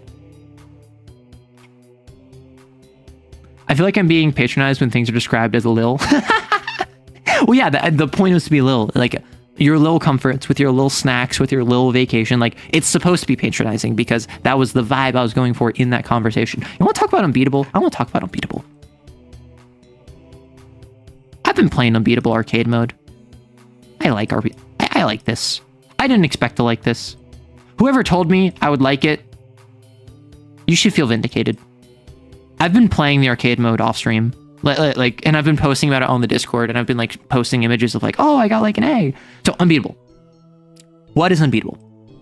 Unbeatable is a rhythm game that I played on stream recently, where the core premise is that music is illegal, right? So this is the cover of Unbeatable. Main character beat. Music is illegal. Go do a crime, right? You are a musician who I believe is transported from another world, another dimension, alternate reality, whatever, into this world where magic is illegal, or music is illegal. And it is a lesbian punk rhythm game. It is about the rebellion against authority, what that means, what that entails, and it's basically your idealized coming of age like band story of a bunch of outsiders coming together, right? I'm not going to say it's realistic by any means. It's incredibly rule of cool. But it's just such a fun game. As a Tumblr screenshot once said, my power fantasy is being able to help people. I mean, yeah, kinda.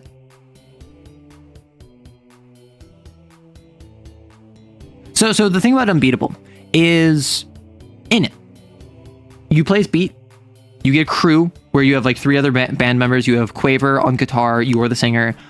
Clef, who is, I think, bass? No, Clef is the drummer. And then Treble is keys, right? Keyboard.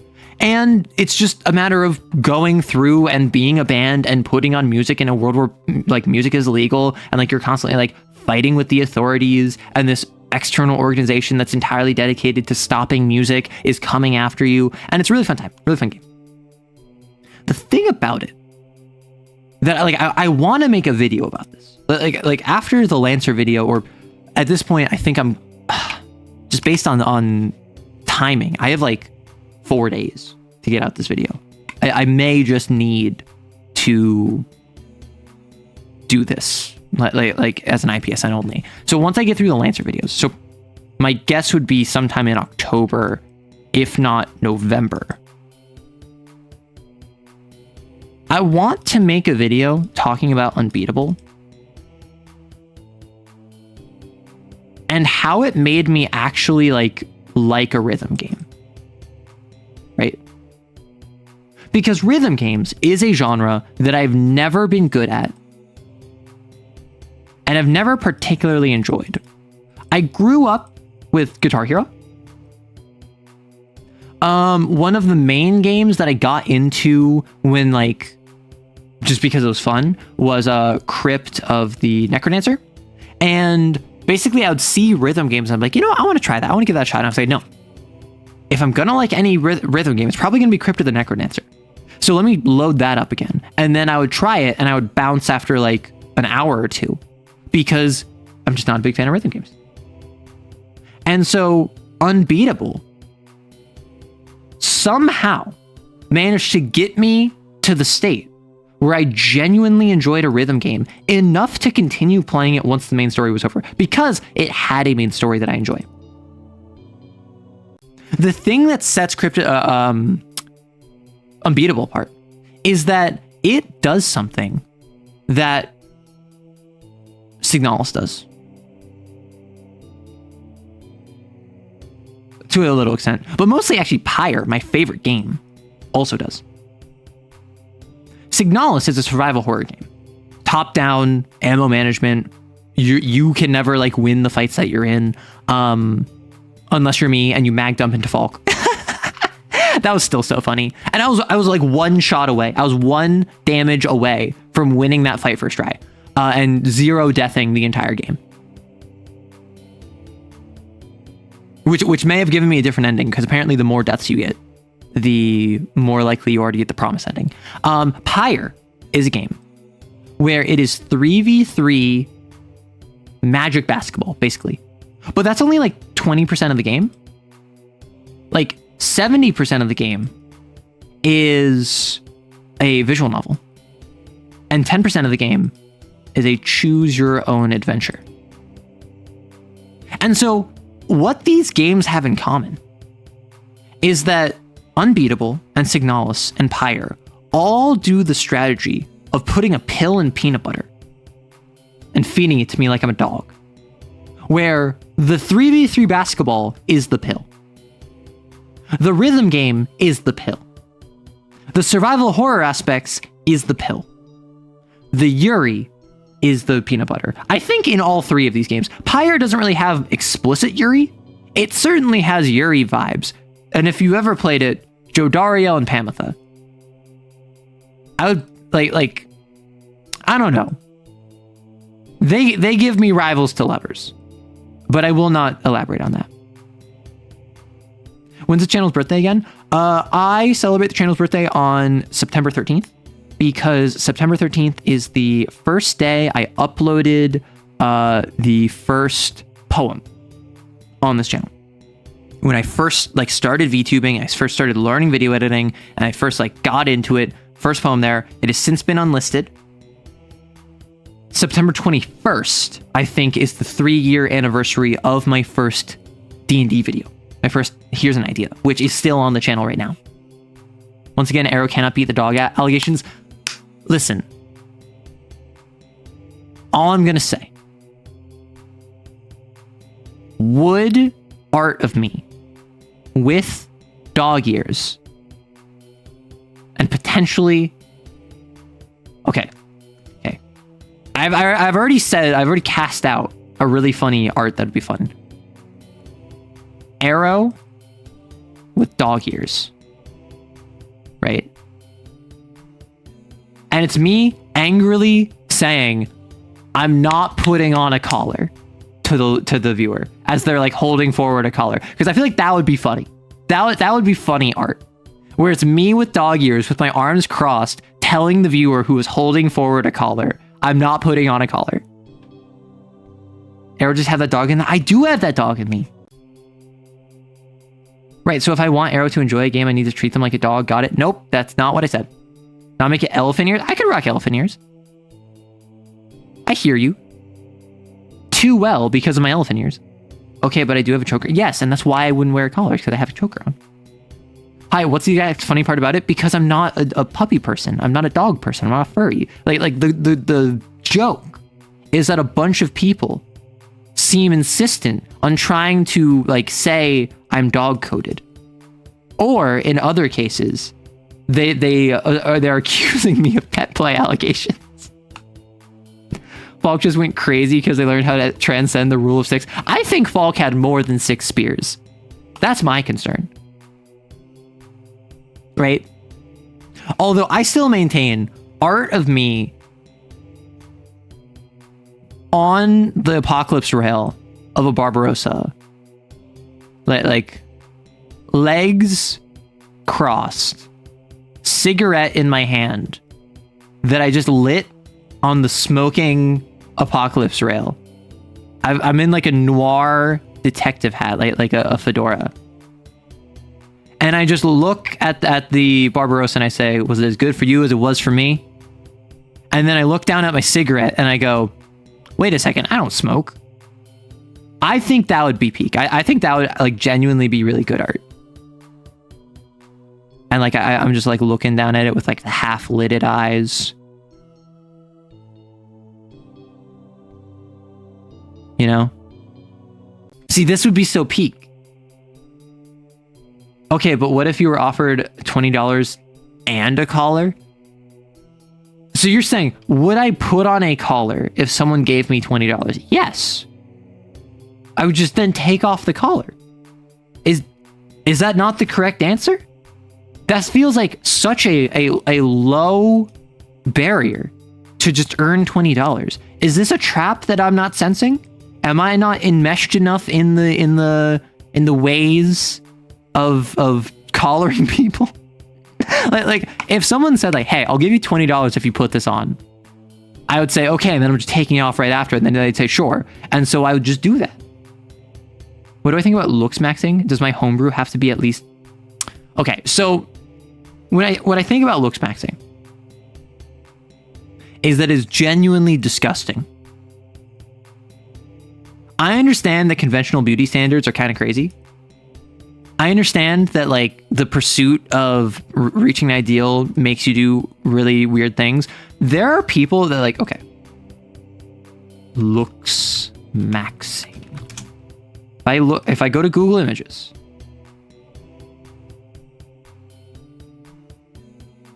these people don't look these people don't look attractive. Am I crazy for that? Like,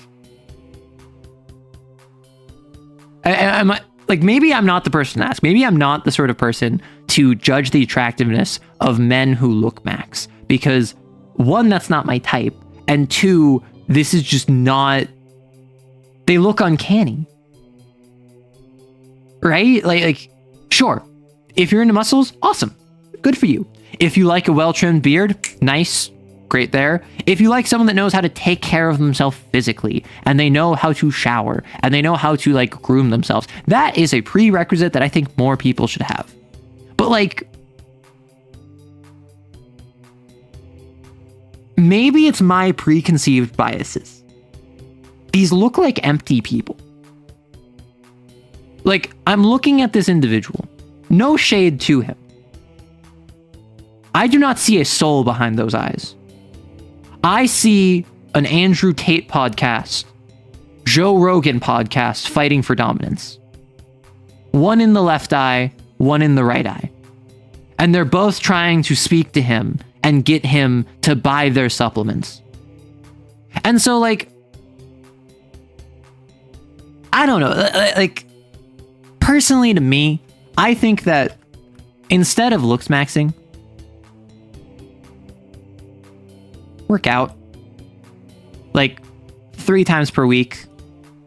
If you can't go to a gym, buy a thing of like 10 pound, 15 pound weights, get like 5 kilogram weights, and just do like a push day, a pull day, a leg day, and each of those days make sure that you also do like a 15-minute jog, right? 3 days a week for 45 minutes, you do a 15-minute walk, you do a 30-minute workout, just with like free weights that you have at your home. Boom. Change your diet. Stop getting fast food, or maybe reduce the amount of fast food you get, so that you never get more than like 3 per week. Maybe you're doing like once a day right now. Maybe get that down to like 3 per week. Suddenly you're eating healthier. And replace that with, maybe you're not meal prepping. I don't meal prep. I probably should meal prep. But maybe you don't replace that with meal prepping. Maybe you replace that with just like, I'm going to make frozen chicken on rice. That's not that great. That's way better than fast food. Or eat more beans. Yeah, like get more protein. Please. Apparently, the word of the day is fiber. The big thing that everyone says you need is protein. I have heard that apparently it's actually fiber. Protein is obviously good. You want that to build musculature. If you are going to be working out, you want to increase your protein intake so you can build muscles.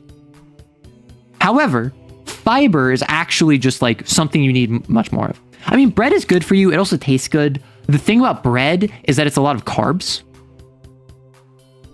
And if it's like white bread, those are empty carbs. The nice thing about bread is that it's filling, right? You're like, unless you're like having an unhealthy relationship with it, you're probably not going to eat too much bread because it will fill you very quickly. Now, bread isn't necessarily sustainable.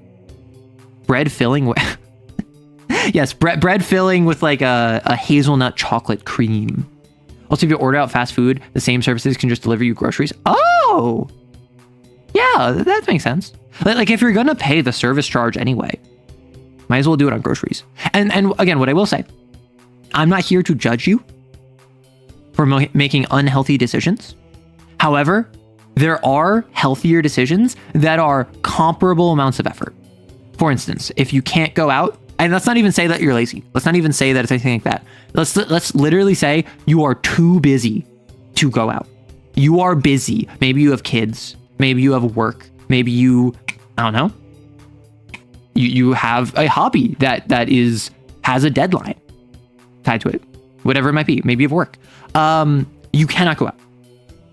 Have some, like, get delivered groceries. And just make sure to include, like, at least one green. Have a thing that has protein. Could be beans, could be chicken, could be tofu, could be edamame, could be hummus, like could be any number of things. Chickpeas. And then have something that gives you calories. And like, yes, obviously you need more than this, but like if you just get groceries delivered and you get like a head of broccoli, a single chicken breast, and some rice. If around the house you have some garlic, you have salt, you have pepper, and then maybe let's say you have, I don't know, like some thyme or some basil, right? Take the chicken, salt, pepper, the thyme and the basil on that. You then cook that up, sear it, while also searing in a pan with vegetable oil some garlic. Throw in the broccoli. Now you have pan-seared garlic broccoli to mix in with your rice and your very lightly seasoned chicken. Like, that is all stuff that you can do in like 15 minutes, right? I'm explicitly keeping it short, cheap, and accessible, right? Obviously, if you want to go crazy, you could do stuff like, oh, you gotta have like a full marinade that you make for it. But like, I'm trying to think, if you're too busy to go out for groceries, and so you order fast food instead, what is a comparable way that can still give you fast food that is much healthier? Also, this will taste better. And depending on how much you eat, a single chicken breast might actually be too much for you. It also depends on the size of the chicken breast. So if you're the sort of person who like, yeah, I eat like half a meal whenever I have a meal, you could very easily do this in 15 minutes, 2 meals. The one chicken breast would probably be like $5. All of the, like the broccoli would probably be like 99 cents, depending on where you're at. Like the garlic, the spices, all of that probably collectively would be like $1. So it's like $7, maybe $8 for 2 meals. That tastes good. And also remember, when you cook something by yourself, like when you hand cook something, it will taste better. Pretty good. Arrow, I need to know dark chocolate. Yes. My preferred chocolate is dark chocolate. I've shifted over time, where initially I really liked milk, and then growing up, I very quickly found that I liked dark, and then I liked both of them. And now I'm at the point where like, I don't dislike milk chocolate. I might actually pass up milk chocolate now, you know? Like, if I see dark chocolate and it's accessible to me and like it's appropriate for me to take some, I will. I'm at the point where like, unless it's like 70, 80% dark chocolate. I mean, like I enjoy semi-sweet. I think semi-sweet tends to be the sweetest that I'm a fan of. And I think semi-sweet is like 50% would be my guess. Like 50%, maybe 60%. But like I know that most dark chocolates start at like 60% and go all the way up to 100%. You like white and dark? I've never liked white chocolate because apparently white chocolate isn't actually chocolate. It doesn't actually involve cocoa most of the time. It just kind of involves like cocoa butter. Dark as an ingredient, milk if eating on its own, white as topping. Dark as an ingredient, yes. So fun fact, I made brigadeiros the other week. I think I posted a picture of one of them on the Discord. I don't actually think I posted more of them. I may have, I don't know. I made brigadeiros, which if you don't know, is a Portuguese dish. Or Portuguese dessert. I just looked up Portuguese. Brigadeiros that look like this. I was a bit disappointed. I think my cocoa wasn't dark enough. So it was very sweet. It tasted like it's Brazilian. Did I say Portuguese? Sorry. It's a Brazilian snack, Brazilian dessert. The filling that I made, which is like this inside bit underneath the sprinkles, it was very sweet. I think it was because it was sweetened condensed milk as well as cocoa that wasn't like dark cocoa, maybe. It was unsweetened cocoa. So I don't know what that was. It was way sweeter than I expected. I prefer a darker, more bitter taste. So what I did is I ended up combining them with semi-sweet chips because I just followed the recipe, right? And then once I made them and I made the filling and I put them in the sprinkles, I was like, this is a bit sweet. I combined it with like 1, maybe 2 semi-sweet chips. Instantly, way better.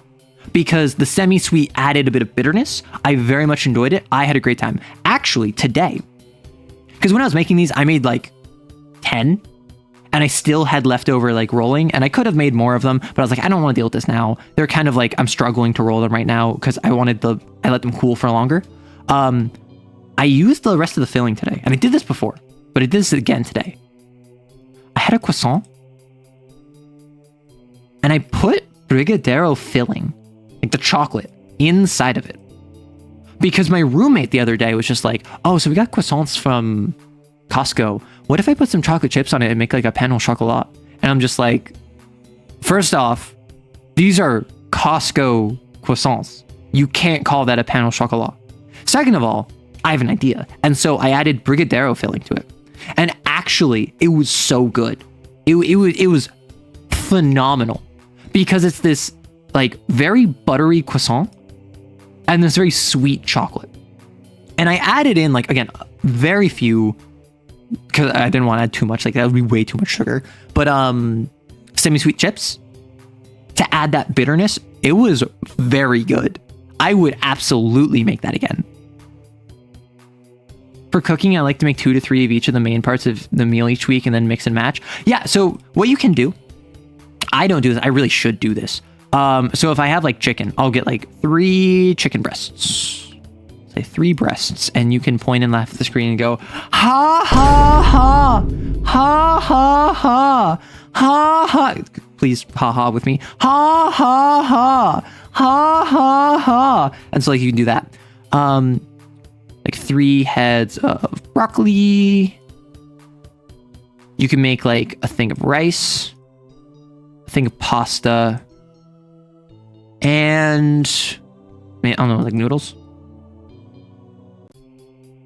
And so like you can then mix and match. You can have one day, you have a kind of like just salt, pepper, Italian herbs and seasoning on the chicken, cook with some butter, throw the broccoli in there with it with a little bit of lemon juice, put that on rice. Cool. Or maybe that'll probably be best with pasta. Then you strip it, right? So it's chicken strips, like chicken, pan-seared chicken strips with broccoli in pasta. That's kind of like a Italian style, like olive oil, butter, lemon juice, right? So it's pasta done. Then with the second chicken breast, you can, like, I don't know, stir fry it with like a teriyaki sauce with very like ginger, soy, maybe miso flavoring with noodles. And then over on rice, maybe it's that you have like a shallow fry. Maybe you do like a katsu, right? And so suddenly you have the same base components. You buy all of them at the start of the week. You just change out like the carb, and then suddenly the entire dish can change. And obviously that requires different prep. And that's not like, oh, in one day I make 3 different meals. That's across several days, you make multiple different meals, but you can buy the same base components. And this is what I tend to do with my roommate, is that we'll buy like a thing of tofu and we'll make like a stir fry that has tofu mixed in, but we only use half the block of tofu. And so we'll make like tofu carnitas with the other half. Suddenly we bought one thing, made 2 meals. Pasta with chicken is not Italian style, but you do you. So when I say pasta, I'm talking like penne. I'm not talking pasta like spaghetti and meatballs. And like, I understand that it's not Italian style. I'm saying it's like, when I say Italian style, I mean styled after Italian cuisine, not that it is a cuisine that Italians actually make. Saying something is Italian style is similar to saying it is Japanese style or Indian style or Ethiopian style, is generally indicating that it's not an actual dish from there. Hey, Samson. If I learned something from Liam, actually a good YouTube Shorts nutritionist, getting a whole Costco chicken is a great way to deal with meal prepping. I got a whole Costco chicken one time because it was like under $5. And I just didn't know what to do with it. Cause like with a Costco rotisserie chicken, they're a great deal. But you have to like use an entire chicken, right? Or you do it wrong and call it Chicago style. Yes, you can do it wrong and call it Chicago style, and you can make a pizza, which isn't actually pizza. It's more of a quiche than anything. But we're not starting this. Hey, Maximum. What did I just walk in on? I don't know what you walked in on. I'm gonna be so real with you. It was probably the ha ha ha ha ha ha ha ha ha. So like that. That's something odd to walk in on. I don't really know. You can make French bread and call it French style. I mean, like you can make French fries and call it French style. Like you can call anything style if you really want. When I say Italian style chicken with pasta, that's not me saying that like that's an Italian dish. That's me saying like use Italian herbs and seasoning.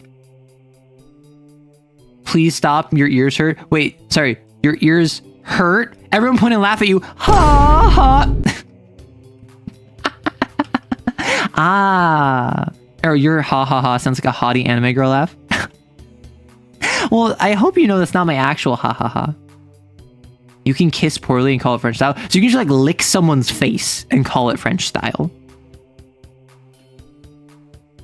Oh my gosh. Listen, you're homebrew.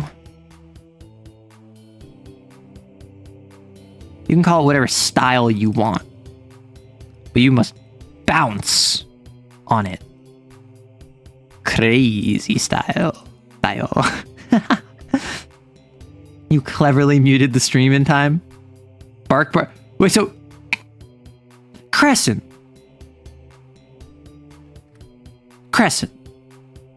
You say bark. Are you like a puppy girl that wears a corsage? Because that's what I like. Bark indicates to me you are like a Victorian era noble that happens to be like, oh yeah, I'm a homebrew this makeout set. Anya, no, we already talked about this. We talked about we're not doing hanky panky in TTRPGs. We've talked about this was a whole conversation topic. We had a whole conversation about do other people actually hanky panky TTRPGs? And the overwhelming response from yourself and others was, I mean, depends on the group. And I was just like, that's crazy. You're a twink if that counts? Yeah, that counts. That's fine. You can make a pie and call it Chicago style pizza. A quote from a friend of mine's campaign. Are y'all trying to homebrew my panic attack? Also, hanky panky ain't making out. Yeah, hanky panky ain't making out. They're two related concepts, though. Dog with a long cigarette holder. No, don't smoke that dog. It will give you lung cancer. That's bad. We fade to black like any sane sentient being. Like, okay, wait, what if I look up fancy dog? No, I looked up fancy dog and the first autofill was fancy dog collars. Nope. Not looking for that. Okay, so. That's not a dog. What do you on about?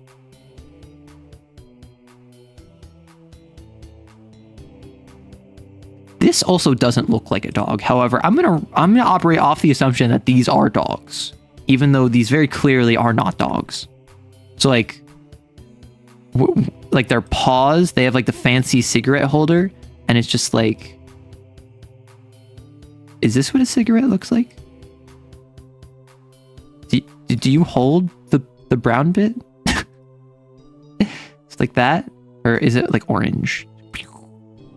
And then it's like, you know, so like, would a dog hold a cigarette holder like that, or would it just kind of like case you don't know, I'm very cool, and I smoke the devil's lettuce daily. Or would it be like this? So like if we're talking fancy dogs, is this how they like which one would be how they hold a cigarette holder? The filter goes between your fingers? What is the filter? So is the filter just like not cigarette and it's for holding? Because like that's where it like goes through your mouth, right? Dog, after being told to not smoke, now said is going to eat chocolate to bury down the feeling. No! I don't know, but these dogs scare you. Listen, these dogs very clearly cost more than you make in a year. Just to maintain. Not even to like buy them, raise them, train them. Literally just like a month of their expenses costs more than your net worth. And that's before they got cancer from their cigarette holders. Smokes daily but has never done a stream while high. Preposterous. I've like met people that have smoked so much of the old Mary Jane that they're like continuously high. Like they won't smoke and they will remain high for like 24 hours after they stopped smoking. And like it's just so infused in their system that like they're just perpetually high, and it's kind of scary. Arrow, what substance do you think the devil's lettuce is used? The devil's lettuce is marijuana. It's cannabis. It's the reefer madness, right? The devil's lettuce is that. I could say a different word for cigarettes, but I think I'd get banned off of YouTube. Even though I'm part of the community, it's a slur against. Why do you think they scare me? Exactly. They look like they're fancy, but very mean 60-year-old ladies. Listen, 60-year-old ladies are either going to be the nicest, sweetest people you've ever met, or the meanest, rudest people you've ever met. I don't think I've ever met an old lady that's like a wet blanket, right? I think the only people that make it that old like survive off of spite. And apparently, like there's a stereotype that old people are super like crotchety, right? They're super crotchety. And then it's thought that being old makes you like that. And there's kind of proven by like psychological studies that's not what it is. It's just that you kind of crystallize in your personality, from what I'm aware. So if I'm the sort of person who is like kind of crotchety as a young person, as I get older, I will become more and more crotchety. And if I make it to 80, I will be a crotchety old person. Not because being old makes you crotchety, but because being old kind of like solidifies your personality.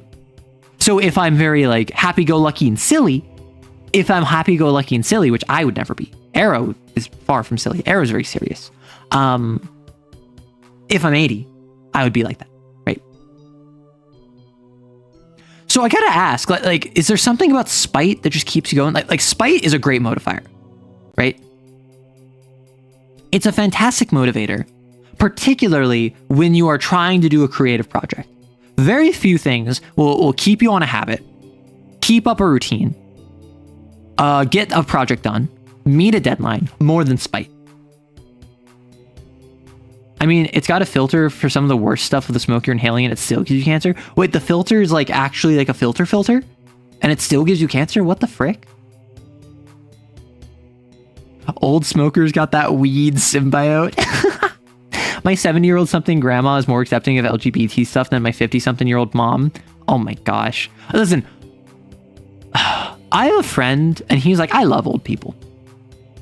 He thinks old people are so cute and small, right?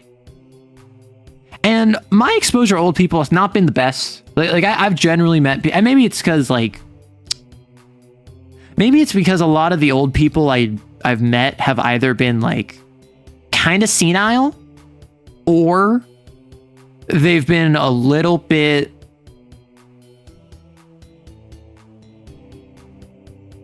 not great, right? About certain things about me and characteristics of my life. I've met old people who are just super chill. Who are so wise. And like, I get it, right? Like I've since met old people who I look at them and I'm just like, yeah, of their time is a good way to put it. Old people who are just like, yeah, I'm like 70. I'm just gonna tell you about my time back when I was like living life in the 80s and having a rip roaring time, and you're like, you could do that? And they're like, oh no, you weren't allowed to. I just did it anyway. And I'm like, and they're like, yeah, all of the cool kids did it back when we were 13. And I'm like, you were 13 in the story? And he's like, oh no, I was 12. And it's like, back in, I mean, we're at the point where like, I remember growing up, the thing in schools was like World War II vets would come in, right? Then we hit the point where like Vietnam vets would come in. I think we're at the point where like, now it's like 2000s, like Operation Desert Storm vets will come in to like talk to the school and like, or like talk to the students and like explain their story and like give a historical recounting or whatever. Like, because the endless advancement of time, I think we're at the point where Vietnam vets are like on the way out and have been for like a decade at this point. So what you're saying is that ancient vampires should be extremely eccentric, which is, yeah. So the thing about ancient vampires is that in Vampire the Masquerade, they also lose their humanity, which you can either have in addition to or as a representation of that kind of crystallization. When you have lower humanity, when you're at the humanity like 4, you might forget to blink because you're so far removed from humanity that you haven't had to blink in so much time that it's just not really something you do. Because like as a humanity 7 vampire that's been a vampire for a year, you'll still blink. You might still breathe even though you don't need to. You might move your chest up and down as you talk, right? Just because that's what you've always been doing. But once you get to the point where you don't need to and you're not forcing it and you're not actively affecting that, and it's been 20 years, 50 years, 100 years, 500 years of not having to blink, not having to pump your own blood, not having to do anything of that, without blush of life, you just like will sit there expressionless, staring.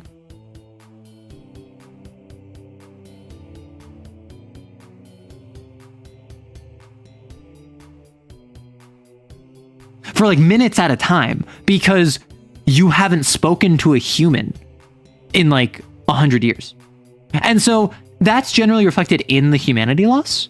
However, you could also have it be that's in addition to the humanity loss. They tend to have more crystallized, specific, esoteric personalities just via age, independent of their humanity. So if you have a humanity 5 vampire that happens to be like 500 years old, they might still be very set in their ways, crystallized, have a very inflexible personality, while simultaneously still like having some degree of like a face to them. There's so little people alive right now that survived World War II. Yeah, because like we're at the point where that's like 80, right? Because if we're talking 45, that's like 80 years. And average life expectancy around 80. If you have experienced military service, I would not be surprised if you're a bit less than that because of trauma inflicted via not even just like if you saw combat, but just like the way your body was treated during your formative years, that will absolutely have health concerns. Recently saw a clip from Under the Silver Lake where Hopkins looks 100 years old, says, "I'm the voice of your generation." And in this story, he wrote all the Nirvana and other rock rebellion songs. Define lose your humanity. Some series define it as having a temper problem or being rude, which I think is silly. Yeah, so in Vampire the Masquerade, losing your humanity is losing touch with what makes you human.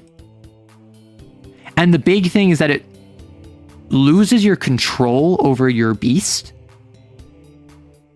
while simultaneously losing your connection to other humans. And that's why V6, which actually today I was going to deep dive on V6 because there is a like early alpha like playtest rules out. I had to sign up for an account to look at it, and I said I don't want to do that, so I decided not to. The Vampire 6, they made it that you have to balance your humanity with your beast. And you say like, oh, sometimes it just makes you like rude or like has temper problems. When you go too human, you get temper problems and you become rude. You have a outburst. You like act irrationally and with emotional abandon, which I think is kind of silly. Personally, I think this could be cool if it wasn't Vampire the Masquerade. I think it could be cool in something like Biophage, which is the system where 2 players control a single character, one of which is the human, one of which is the symbiote. So I think some form of new blood vampire would reach the Guinness to get the most amount of time without blinking record. I mean, like, who's gonna track that? Like if Vlad von Karstein, which, fun fact, I saw Total War Warhammer 40K. I was watching a streamer play it the other day, and it got me in the mood for Total War Warhammer 3. And so I actually played Total War Warhammer 3 for the first time last night with some friends. And it was fun. We only played skirmishes. I want to play a campaign. The issue is that's going to take forever. And I've considered, I don't know how interested people would be, a Total War 3 stream where I load up a campaign, because that would basically just be a yapping game. From my understanding, Total War is a very, like, yeah, you can have a goal in it. It's very much just kind of kill everything. And so you're just going to be chatting over it, right? Oh, that reminds me, the end turns are only 50 seconds at the longest. Oh my gosh. It feels like 15 minutes. It genuinely feels like 15 minutes. In those first couple rounds where there's all of the minor factions, it feels like 15. It could also work for a changeling where you forget to mask well enough if you reject your fate nature. That would also work. That would also work if you do that. The thing with changeling is if you take on too much banality. I feel like that works better as like a City of Mist where you become a sleeper. Because in City of Mist, you have your logos, you have your mythos. Your mythos is a story of a mythological character, a cultural icon that wants to tell itself again. You might be the reincarnation of Zeus, of Hercules, of Enkidu, of Gilgamesh, of Anasui, of Maui, of any like deity or hero or story character, regardless of whether or not people believe they were actually real or not, right? Although I don't think historical figures count. I think that it's like the King Arthur, his historicity is debated. So the King Arthur of legend would be a mythos, but not actually like the historical King Arthur. Same thing with Vlad Tepes probably would not be one. Dracula definitely would be. So you have your mythos, but you also have your logos. Your logos is like your life, what you're actually doing in your day-to-day. And that's why I like to describe City of Mist as noir detectives where you have superpowers, and being depressed is as mechanically impactful as being the reincarnation of Zeus, because all of them give you tags that you can use in combat and investigation and role-playing. And so in this, if you lose access to all of your mythos because you keep ignoring your mythos, you keep not letting your story tell itself again, you become a sleeper, where you lose access to that part of yourself and you basically just become a normal person. You lose access to all of your magical powers. You forget that you are the reincarnation of Zeus. Similarly, if you ignore your logos in order to pursue your mythos and let it overtake you, you become an avatar. You no longer are the reincarnation of Zeus. You believe you are Zeus. You are no longer the reincarnation of Maui.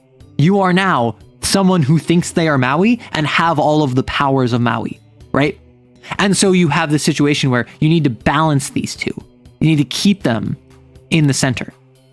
And I think that's really cool. Yeah, Mage has sleepers as well. So you can't play Diogenes. I would say I would absolutely let someone play Diogenes. Why? Because Diogenes is kind of a caricature. And this is what you run into with a lot of old historical figures, like from Homer all the way up to Shakespeare. Their actual like historical precedent is debated. Shakespeare may have been multiple different people. may have been one person, may have been a woman. We don't know. We don't know anything about Shakespeare personally, meaning all of the plays penned by Shakespeare may well have been by different people, which would explain the difference in quality and tone of the varying Shakespearean works. Similarly, Homer is kind of regarded as being like the first historian, or one of the first historians, because he was like a bard that recounted the Iliad as well as the Odyssey. But not only is it well known that he did not make them, he simply kind of like codified them. He also may not have been real. He may have just been like the platonic ideal of a bard, right? And this happens all the time. Like, I don't know if there were, like, there was probably a real guy named Diogenes that did real things, but are all of the stories about him real? Is Alcibiades, the absolute most giga-chad of all giga-chads across antiquity, was he real in the same way that historical representations talk about him? Charlemagne was a real-life historical figure. I would say yes, absolutely. You can have Charlemagne be your mythos along with his Order of Paladins because there's a mythos surrounding him, right? However, you would have to like understand that this is like the story of Charlemagne, not the historical figure. The story of Genghis Khan, not the historical figure. I personally would open it up to that. One of my players, when playing City of Mist, wanted Thanatos, the Greek god of death, the plain death. One of them wanted to be Captain Ahab from Moby Dick. And one of them was Raven. Not from Teen Titans, but from like Edgar Allan Poe's The Raven. Like the one that says nevermore. And so this was the crew of mythoses that we had access to. As you might have guessed, I'm very open. I'm very flexible on what mythos I allow my players to have. In the same way, I'm very flexible on a lot of the things with my players. I want my players to have fun. And so I'm willing to stretch the definition of what a mythos is in order to accommodate that. If I recall correctly, Shakespeare is a real person, did write all of his stuff. The rumors were made up by nobility to discredit him. I heard it was kind of like the opposite, where for the longest time, Shakespeare was assumed to be a single person. And then it was only later that it was kind of like, wait a minute. We don't actually have any historical proof on him. Listen, that's the thing about historical accounts, is that history is not just written by the victors. It's often written by the rich, the powerful, and the people that really want to tell a specific story. What are the Ahab powers even? Some in Moby Dick. So with mythos, you choose one of a couple different archetypes of powers. For instance, you might get a bastion power that protects you. You might get a power that like causes destruction and like shoots beams out of your hands or whatever.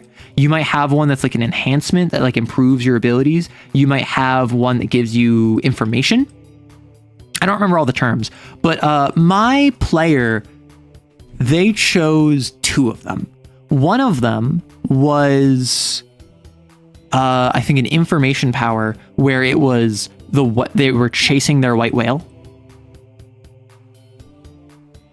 And in the chase of the white whale, that would lead them to where they wanted. And so basically they had this like this like lead that they could always chase to track someone or track something. And then the other one is that they could call on people to join their hunt. And they got bonuses to trying to convince people to join them in pursuing their goals. And my player started treating it like it was mind control. And I had to like put the kibosh on that. And I'd be like, nah, that's not what we're doing. It was more like a persuasion buff, right? Raven upscale into a mythical figure. I mean, honestly, Poe is my favorite poet. Fun fact. I don't know if you know this. For Halloween 2024, on stream, I think it's still on YouTube, I read poetry by Edgar Allan Poe. Like on October, on Halloween night 2024, because I wasn't doing anything that night. When is Halloween this year? Saturday. I will be streaming. Yeah, so Halloween night, I read poetry, and I really enjoy Poe. To be fair, I don't read that many poets. Like, I've read a little bit of Dickinson. I've read a little bit of Robert Frost, E. Cummings. Poe is just like, I like him as a poet, as a short storyist. I appreciate him, and particularly how funny he is. Like, the Cask of Amontillado is the best example of that. But also just like the circumstances he throws his characters in are just so stupid. I find great amusement in it. Miss is such a cool game. You make me want to run it again. That's my goal. Like, I sell you hype. I am effectively a TTRPG VTuber hype man. Like, people have said that like my niche in like the Lancerverse is I talk about the memes. I don't really think that's true. I kind of just like, I don't talk about Lancer memes. I voiced some of them, but mostly I just kind of do my own thing, right? I just have my own riffing that I do that ends up being comedic. That said, I think that my big thing that I contribute to the Lancerverse is I can get you hype for something. I can find something cool about every single mech and in a concise elevator pitch, sell you on it. And I've had multiple people say like, hey, listen, like I really want to play Lancer now after watching these shorts. I really want to play this one specific frame after watching this short. Now I want to play all of these frames. How dare you, Arrow? Like, now I can't choose. These are the sort of things that I want to do with this. I want to make you want to play Lancer. I want to make you get excited for Lancer. I want to make you excited for Malagas. I want to make you excited for Vampire. Sorry, I smacked my mic. My nose. The Pin in the Pendulum is like a Rube Goldberg machine for murder. That's the thing, it isn't. It's not that. All the Pin in the Pendulum is it's a saw trap. It is a very small room, actually. Right? Where a guy is on a table and he's strapped down and he's gonna get chopped in half. Ah, no! But he doesn't. He passes out. Wakes up. He's no longer tied down. He walks the surrounding of this area and like misses his mark, so walks around it twice and thinks the room is twice as large as it was. And there's a pit in here where the bodies go.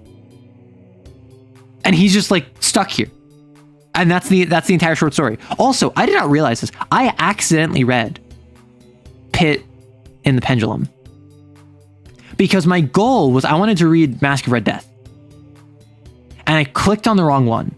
And Pit in the Pendulum is like 4 times the length of all of his other short stories. So I distinctly remember I was reading this and I was reading for like multiple hours because I read The Raven, I read Cask of Amontillado, I read Pit in the Pendulum, and my plan was to read a couple more.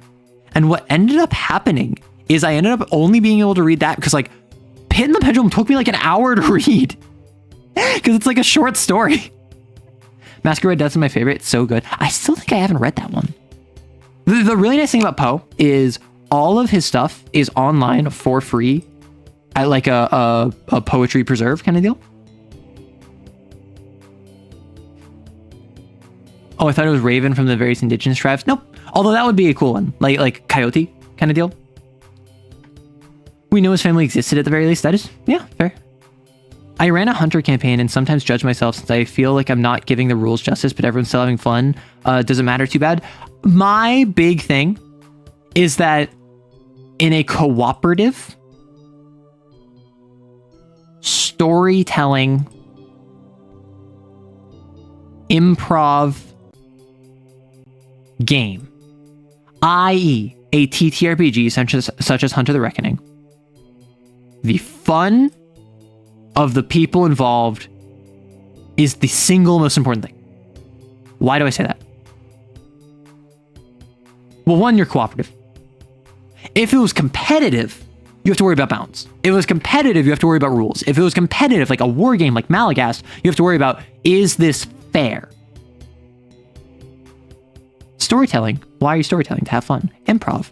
Like, improv inherently necessitates a disregard of the rules for whatever spur of the moment. Improv flourishes off of guidelines. It strangles and suffocates under rules.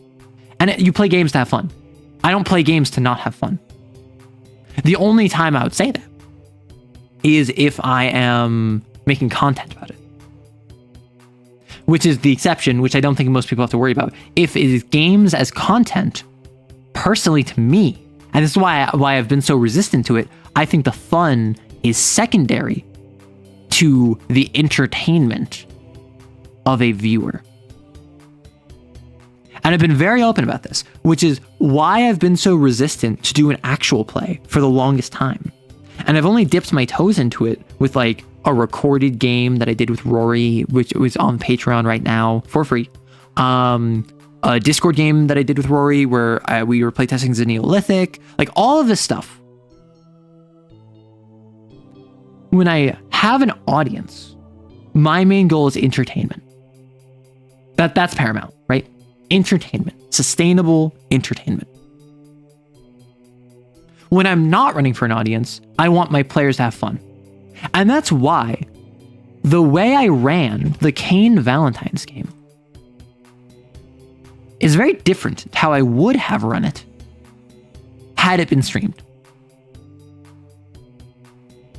In the Kane Valentine's game, I was going hard on basically putting pressure and pinning down Cell for the entirety of the game. And just adding pressure, pressure, and pressure, and pressure until they broke. And that was the goal, right? The goal was to push them as far as I could. If it was streamed, yes, I would obviously do that, but I would do it in such a way that would lead to narratively interesting outcomes. I feel very accomplished in that in the Kane Valentine's summary, I managed to spin it in a way where the vast majority of loose ends were tied up. It was fairly cohesive. It was thematically resonant and coherent. That said, it could have been way cleaner. It could have been way more tied up. There were characters that just did not get a chance to be developed, like Acme, for instance, and a bunch of people in the Kane Valentine's summary don't care about multiple Valentines because they got very little screen time in the game and they got even less screen time in my summary, right? And that's just the nature of streaming versus playing. Yeah, if everyone's having fun, rules are a guideline. Now, that being said, I do feel that there is a place for the rules and that the rules are there to facilitate fun play. I think that people that like play D&D and then flout all of the rules and homebrew all of their own rules and like add in all of their stuff is kind of missing the point of why they're playing Dungeons and Dragons specifically. Because at that point, they're just playing guided improv. And sometimes not even that, they're just playing like role-playing where they happen to have character classes, right? One of Raven's abilities is stealing the sun. Oh my gosh. So, we are approaching 3 hours. Friday streams tend to be shorter. I have stuff I need to do. So I think I'm going to wrap up with a Q&A section. The only thing is I want to go back to talking about homebrew. Because I was just talking about how if you're going to hack a system,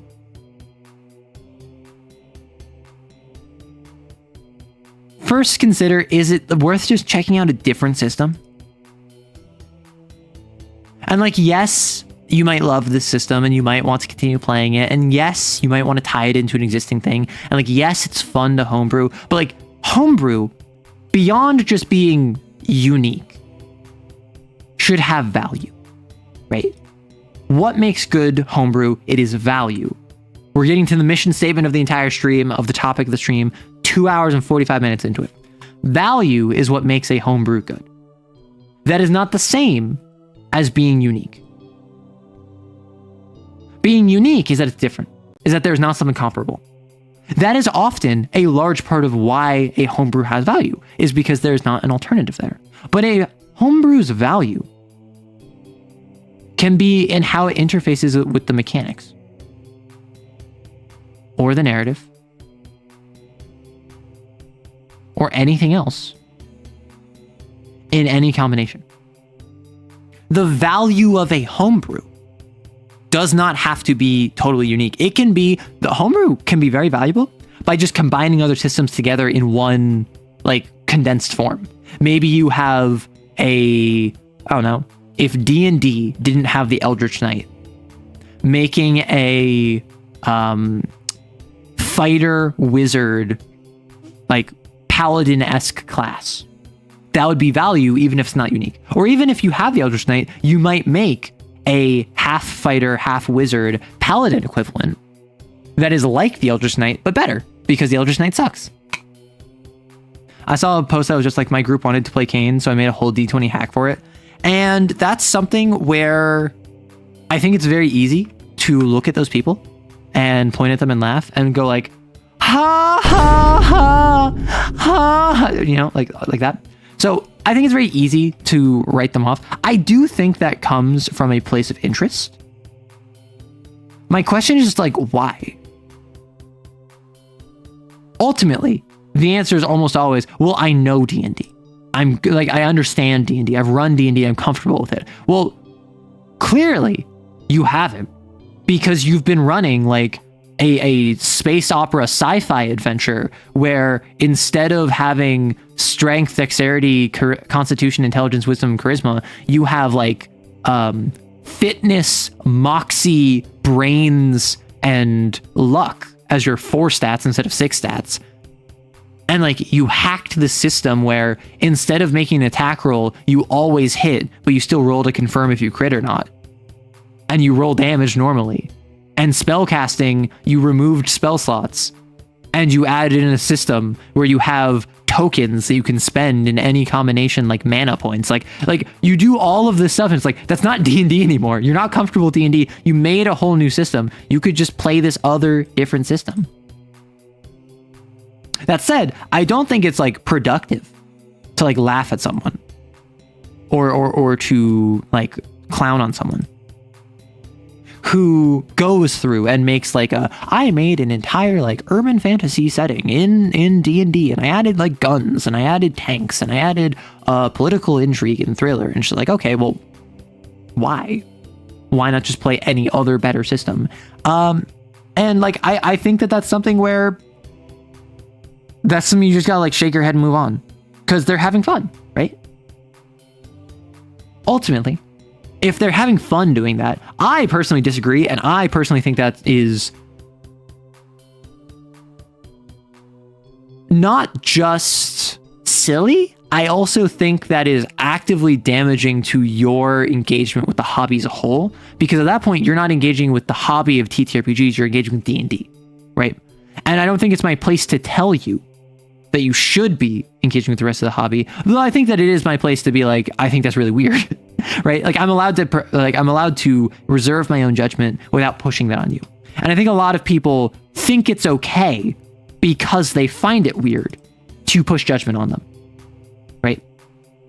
And I would say this also extends to the people who just like, yeah, I want to play just D&D. I don't want to play any other system. That's okay. That's valid. I think that's weird. I don't get that. And I encourage you to check out other systems, but I'm not going to like say you're a bad person who don't play TTRPGs or whatever by playing D&D. I just personally don't think we are in the same hobby. I think you're in the D&D hobby. I'm in the TTRPG hobby, and that's okay. There's nothing wrong with either of those. I think it's cool that they're inspired by Kane, but I don't even know if you call that playing Kane. That's not playing Kane. That's the thing. I think that like if I, for instance, D&D has a Vampire the Masquerade crossover. So Vampire the Masquerade clans are going to be in D&D. I don't think that's playing Vampire the Masquerade, because Vampire the Masquerade is an entirely separate system.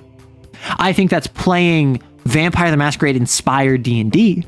I think that's playing Kane inspired D&D, and I think that's awesome, and I hope that's really fun for you. But I don't think that's the same as playing Kane. If you're playing a D20 system that is inspired by Kane, that is not Kane. That's the vibes of Kane, perhaps, but it's not Kane. And oftentimes, and this is again where like playstyles comes in, Kane can be shown in action, right? Kane can be psychological horror. It can be either of these. So even if like the D20 fantasy is super way more action oriented and you're way more likely to kill since you're way less likely to die, Like, that's still Kane inspired. That's not like out of the bounds of what Kane is. It's just not Kane. I started playing RPGs through D&D, and I am now changing the list. You're in a Changeling campaign as well. I enjoy both, I think, but I may want to be in the TTRPG kind of place. So the thing about it is that I have my own issues. Period, end sentence. Nothing to add to there. I have my own issues with people who are D&D onlys, so to speak. And that's mostly from the perspective of people who go out of their way to shove other systems into D&D. And my issues with this is just frustration. I've had people who I've run for who don't want to try other systems, but they really want to play a sci-fi mech game that's super crunchy and it's almost like a war game. And also they want to spread across the diaspora with Union, and like they really enjoy the lore of Lancer and they want to add that to D&D. And I'm just like, why not just play Lancer? And they're like, no, I want to play D&D.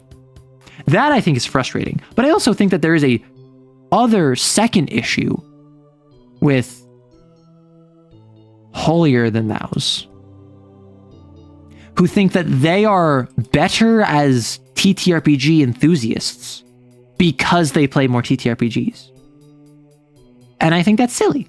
I think that if you play TTRPGs, you play TTRPGs. I think that if you are D&D only and you only play D&D, I find that frustrating. I find that weird. I find that odd. I don't think that's worse than if I play Vampire the Masquerade and also Lancer and also Kane, right?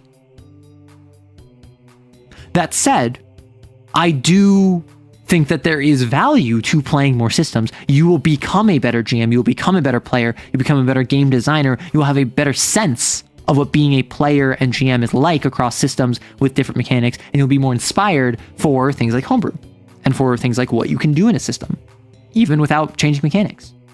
I think that there is value to having a wider breadth of experiences. But that being said, that's like saying horror movies are less valuable to watch than like super artsy foreign films. Like, yeah, some people watch a bunch of foreign films that are super artsy and like have deeper meanings and are in black and white and you can't understand them. And like, if someone explains the plot to you, you'll get lost. Sure, there is value to those. They're not better than like B horror movies. I don't think so. I think both are art. It's just one falls into the conception of what people agree is art, whereas B horror movies don't. And so in the same concept, there needs to be more latitude. There needs to be more understanding of just like allowing people to do what they want, because like you're not the arbiter of their fun. Does the book have tips for making Kane games of each type, or is it mostly a GM style thing? What do you mean?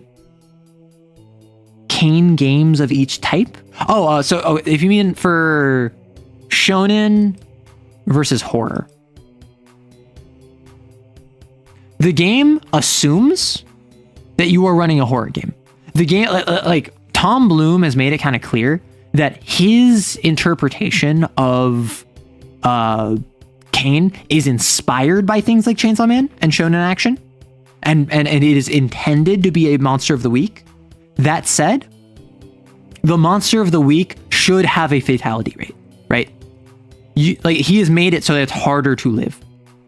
He has made it so that it's easier for your exo to die and sin overflow, and that your powers are weaker, and that it's less easy to actually do things against the sins. He has made it so that it's harder and harder and harder, which pulls away from shonen, increases horror.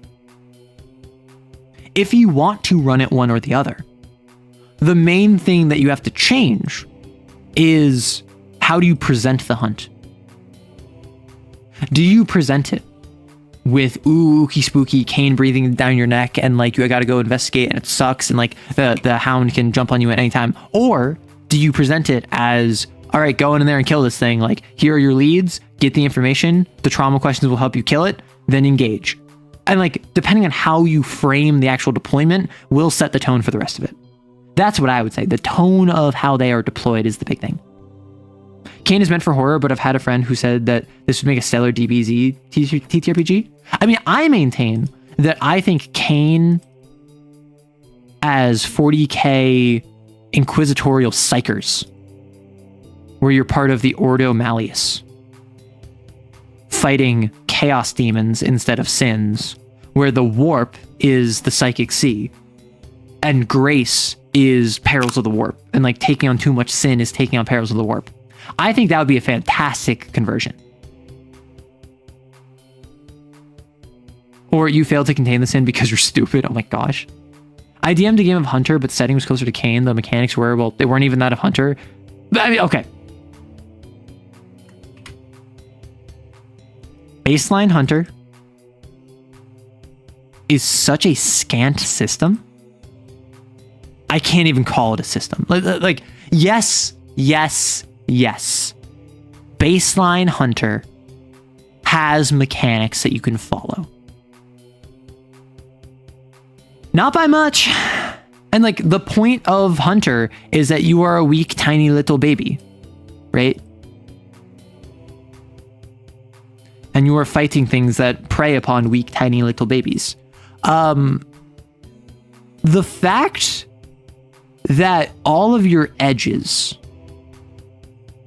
just are like, you get access to a gun, is such a weird design choice for me. Like, I understand why they did that, but what that implies is that if I don't take Arsenal as an edge, I don't have access to firearms. So if I want firearms, I need to take Arsenal. If I'm fighting vampires, I probably need firearms. So like Arsenal becomes like a must pick kind of deal. If I don't have fleet, I don't access cars. So if I want cars, I need fleet. So like it's in Vampire the Masquerade disciplines, having dominate gives me an alternative means of interfacing with people. If I don't have dominate, I can't do that, but I can still normally converse with people. What Hunter did is they took things that anyone can normally do and they made them special. Like you have to specialize into it, which I understand is to show the lower power level. But what that means is that no one can do anything outside of the 1 or 2 unique things that they invested in. And that feels so loser. Like, yeah, you can have a drone. And I like the idea that like the character classes, for lack of a better term, the edges are, you're the gun guy. You're the guy that has access to ordnance. You're the hacker. You're the one that has a drone. You're the one that has true faith, right? All of these are really cool specializations, but none of them individually are impactful enough, and you don't get enough, right? You start off with, it's edges and something. I think it's like powers and edges. You get like 2 powers and 1 edge. So like 2 powers and 1 upgrade to one of them, or 1 power with 2 edges. And like the powers are stuff like you get access to a gun, you get access to a car, you get access to like small scale ordnance, you get access to true faith detection, or as a separate power, true faith repelling, or as a separate power, true faith resistance. Like all of these are so broken up that just you don't feel like you have anything, which is meant to be the desperation of the hunt. But it just feels so underbaked when I read through it. Have I ever run a mother hunt? And if not, how would I? So I have not run it. If I was to run a mother hunt, I would have it be, this is a failed mission where other exos were deployed. They successfully managed to execute the existing sin, and mother was detected. And so what I would do is I would have the XOs be the cavalry, be the backup. And ideally, I would have these be XOs that at least one of them, the players have actually connected with. And I would have that one be a survivor who has a mother's mark. And like over the course of the mission becomes a mother's favorite. And what would they be hunting? The exos would be sent in because one of the exos on the previous mission became a mother's favorite, or there's some infection of mother, and the players have to go in and clean it up. The sin has been executed, but its traces are still around. The mess is still around.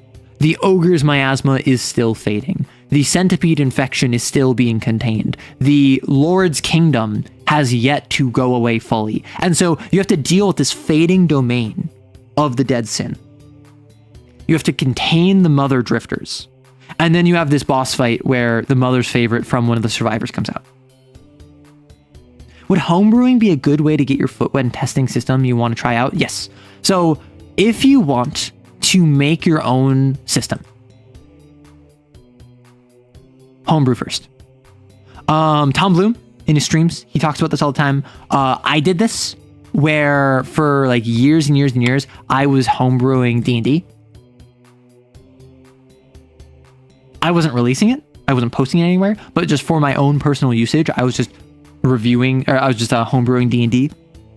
And apparently it's good enough that some people, when I showed off some of my homebrew that I made like years and years ago on stream a couple of months ago, people were like, you should just release this as its own thing.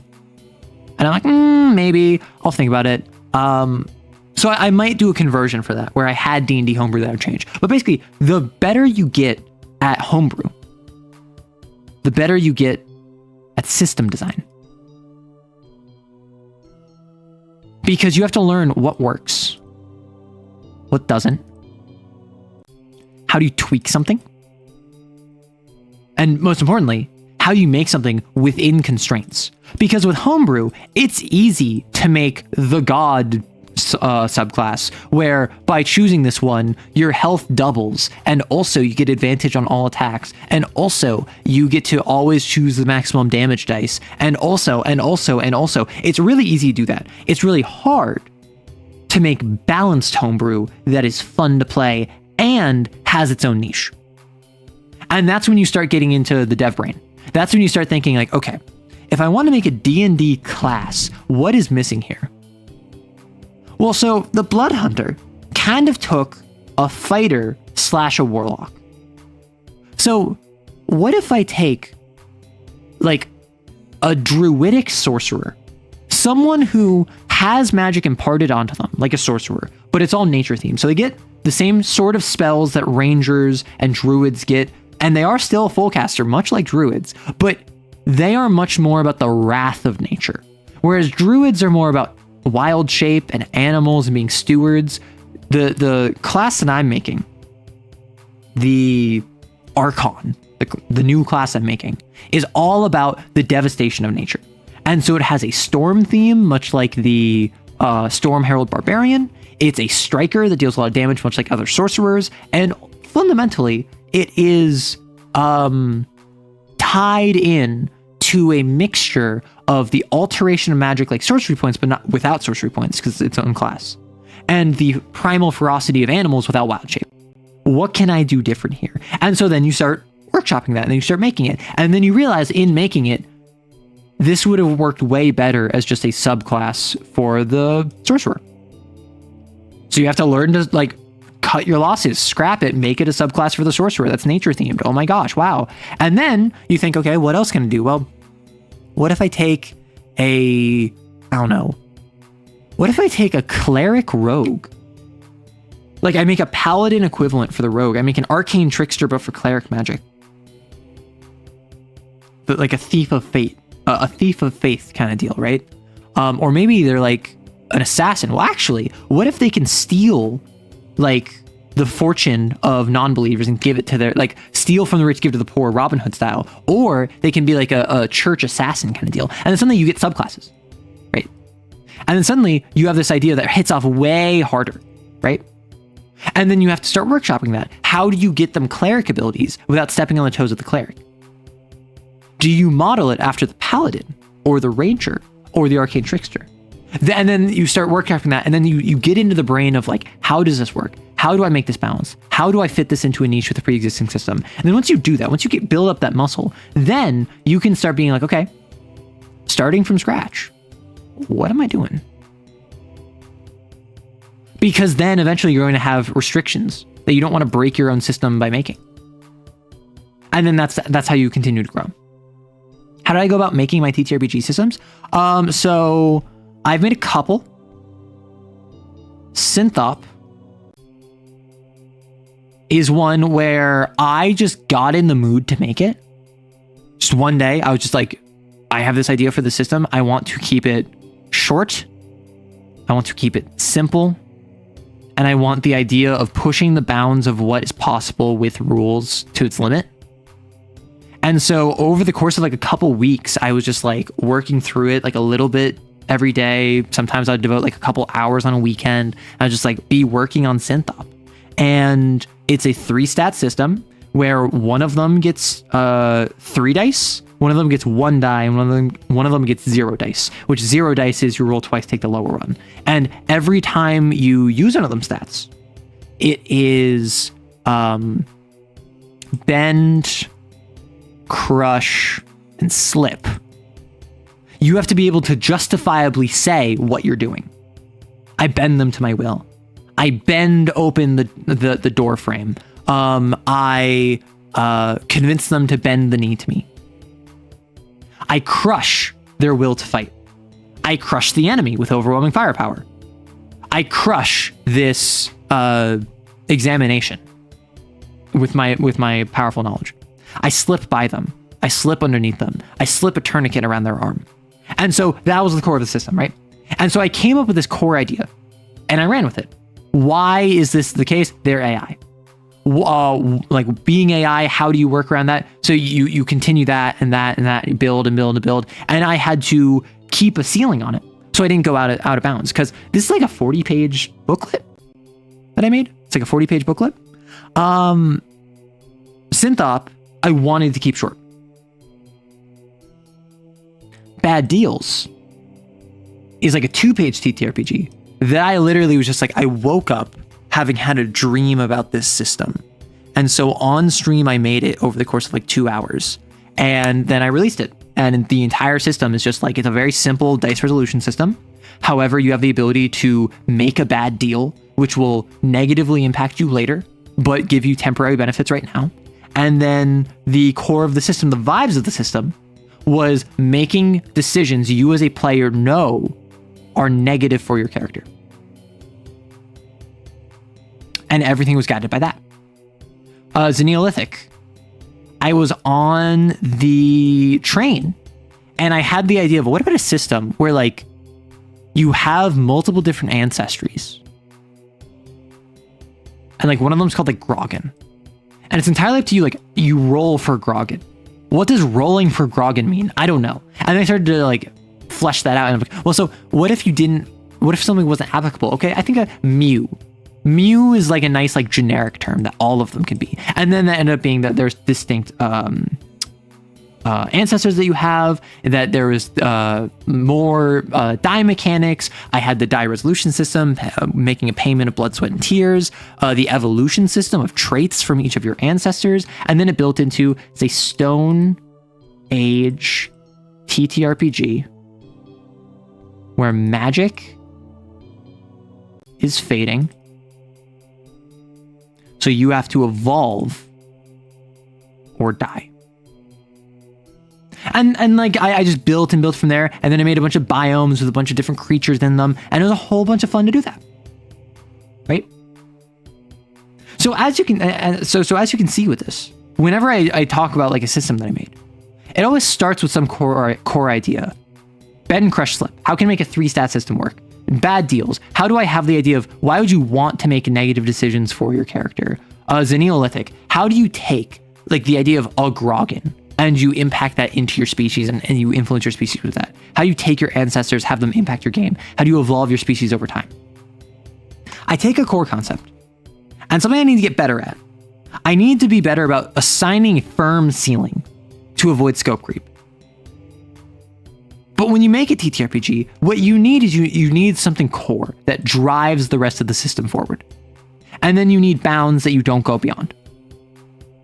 And then from there, you can figure out like, okay, this is a system that I want to be more exploration oriented. So I'm going to add more systems about exploration than combat. This is one that I want to be more RP oriented. So I want to add more systems about talking to people and negotiating and deceiving people than combat. This is what I want, a very combat oriented game. So I'm going to add a bunch of mechanics for that. That's the kind of stuff you could do. But that's only after you have a firm core and the bounds within it. You once made a D&D homebrew one-shot where it was just a few combat encounters, but the players were League of Legends champions with abilities as faithful as the system would allow. That is crazy. Oh my gosh. So, are you a silly little liar leading liars led alone? Nah, I'm a silly little lesbian led lesbians to lovely lands of Luthador. Say that 3 times fast. Have I seen Hunt of the Parenting and have I considered doing reaction content? I have not seen Hunt of the Parenting. I have considered doing reaction content because I feel as though there are certain things that I could provide real value to. For instance, Hunter the Parenting as a World of Darkness channel, as a TTRPG channel that has covered World of Darkness, I should say. I can like actually give commentary on Hunt of the Parenting beyond just like thinking it's really funny. The issue is that wouldn't be mainline. And as much as I like some reaction content, I found some channels that I enjoy watching. A lot of it isn't the best.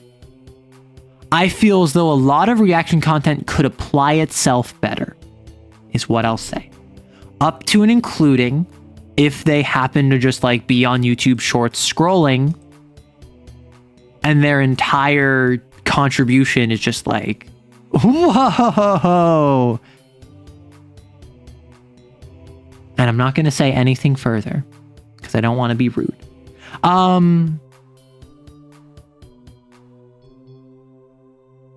You could definitely make actual transformative reaction content. I mean, like, and I would love to. The issue is I don't think I would do it main channel. I've considered doing it on Discord, because then I wouldn't have to worry about TOS. The issue is that's not really like tangible. That's not really reserved. So I could make like a second channel for like Arrow Reacts. However, I don't think I would be doing it consistently enough. So like I could do like, I hop on Discord, I do a reaction, and then I upload a recording of that to like Patreon. I could do. My issue is that it's like, I don't want to be a reaction channel. Like, I don't want to just like add that's crazy to everything. And like, as much as I believe I could just like yap my way through anything, I personally struggle to find the value that a lot of reaction channels have. And I don't want to fall into that. I assume we already moved past the Lancer homebrew segment. I was stuck in work. So it wasn't specifically Lancer homebrew. It was just homebrew in general. I've talked Lancer homebrew before. I've talked homebrew on and off. I've made Lancer homebrew. Basically, the long and short of the stream is if you're going to make homebrew, it doesn't just have to be unique. Have it have value. Have it fulfill a niche that is not overtaken by something else, while simultaneously actually fitting with the themes, the mechanics, interfacing with the rest of the game in interesting ways. You can combine other mechanics, so that's totally fine. Like, uniqueness is not inherently a virtue.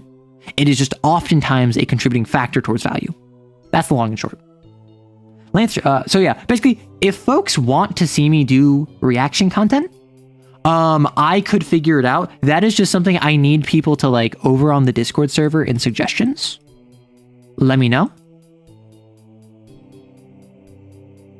Wait, I made homebrew? Where? So over on Patreon, for free, actually. This is freely accessible content. I have posted... What's my most recent one?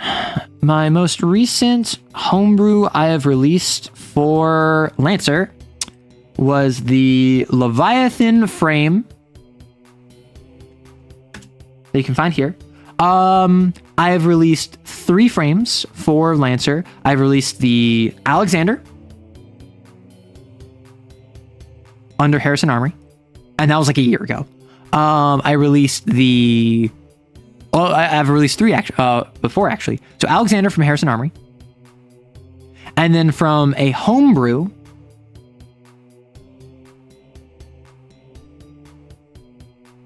consortium. From a homebrew manufacturer, I have released the Kraken, the Behemoth, the Leviathan,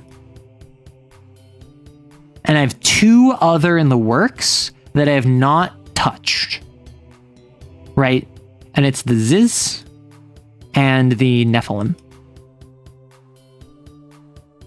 And so the Kraken is a ranged grappler that specializes in like a disjointed hitbox that can grapple targets and multiple targets from afar and deal energy damage to them.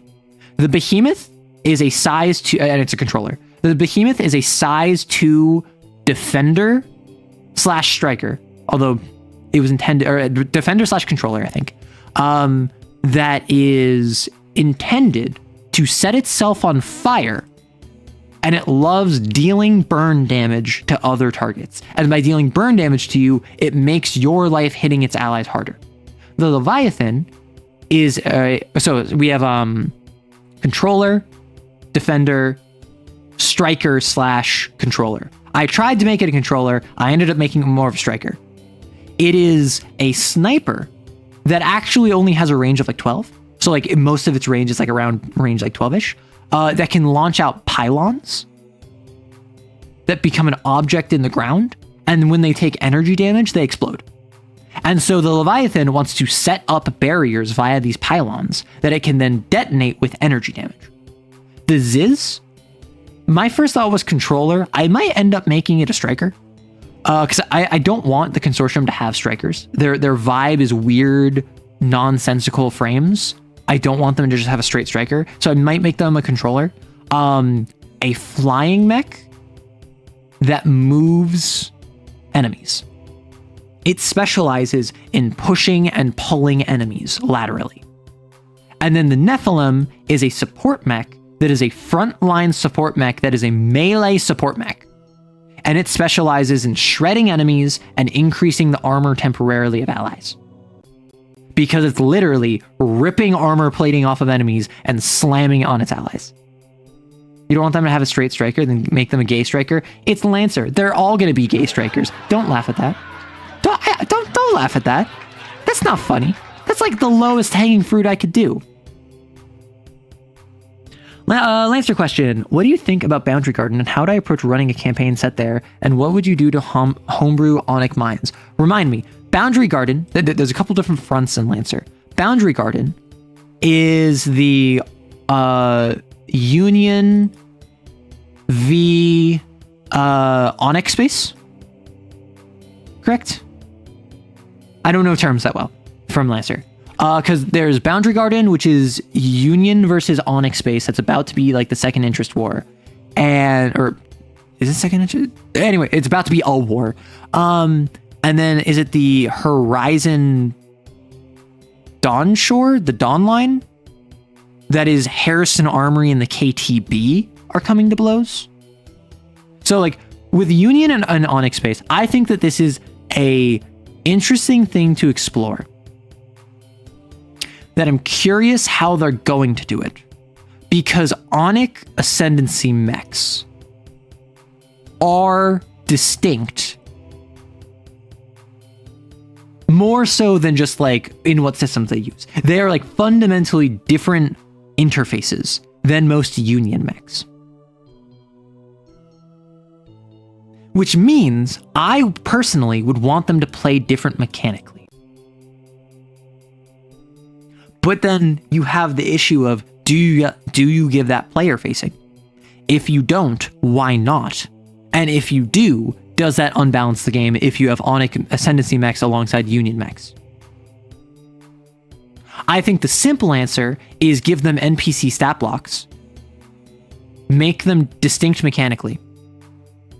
And don't let players pilot them because none of their interfaces work. And then what you're going to do is that's going to open up the door to everyone wanting to homebrew it. And you're going to have a huge flood of Onyx homebrew. Which I don't think is a bad thing, but that would certainly be a frustrating thing if you're not dealing with Onyx base. Second interest is Dawnline, thank you. It's the Distal War. Got it. So I think this could be very interesting because the way the On work is they have effectively NHPs, but they're not NHPs. They effectively had contact with Raw, but not with Raw. They have mechs, but they're not really the same mechs that we have. And so I'm curious to see if that will be reflected mechanically, and I want it to be. I want it to be weird. I want it to be, this is like fighting an alien species, because the On are effectively alien to Union. I don't think that's what we're going to get. I think what we're going to get is we're going to get NPC templates that are very similar to existing NPC templates. I think that they're going to be really cool. I think that the narrative and the flavor is going to be super weirdo. But I think that if we get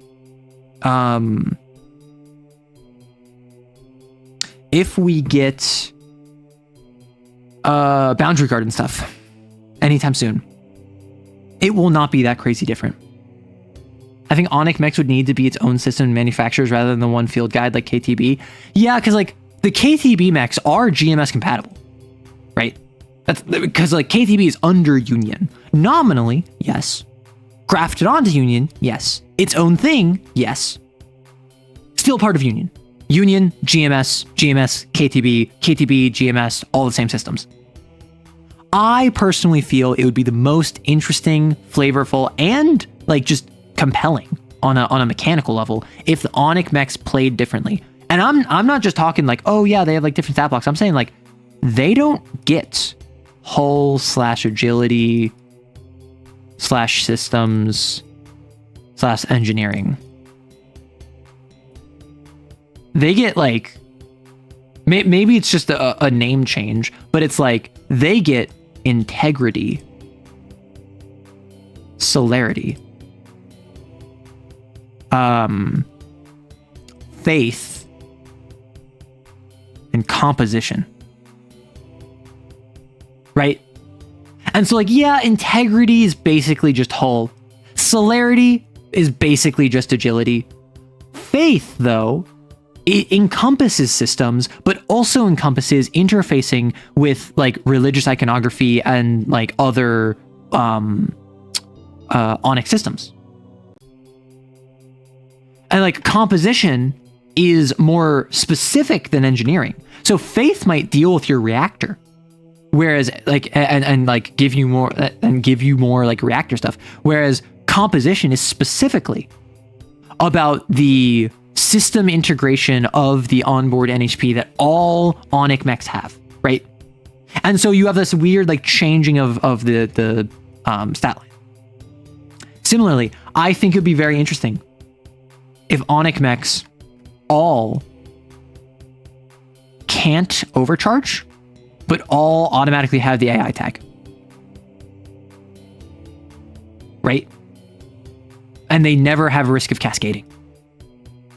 I think it'd be interesting if on their turn, instead of getting move plus 2 quick or 1 full, they always get like, I don't know,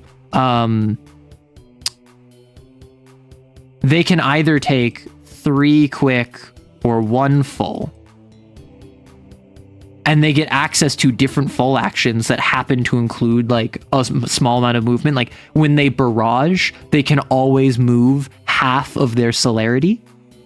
Or maybe it's just like their movement isn't even based on celerity. It's like based on like, if they barrage, it's based on composition, versus if they hack you, it's based on faith. Like their movement changes based on what their action is. Like that's the kind of differences that I would want to see from the On.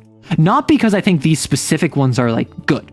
I think that the actual system design, I would trust current Lancer devs to work on that. And the reason I say current Lancer devs is because Tom and Miguel, neither of them have worked on Lancer in quite some time, but there are still writers for Lancer that are working on Lancer in an official capacity.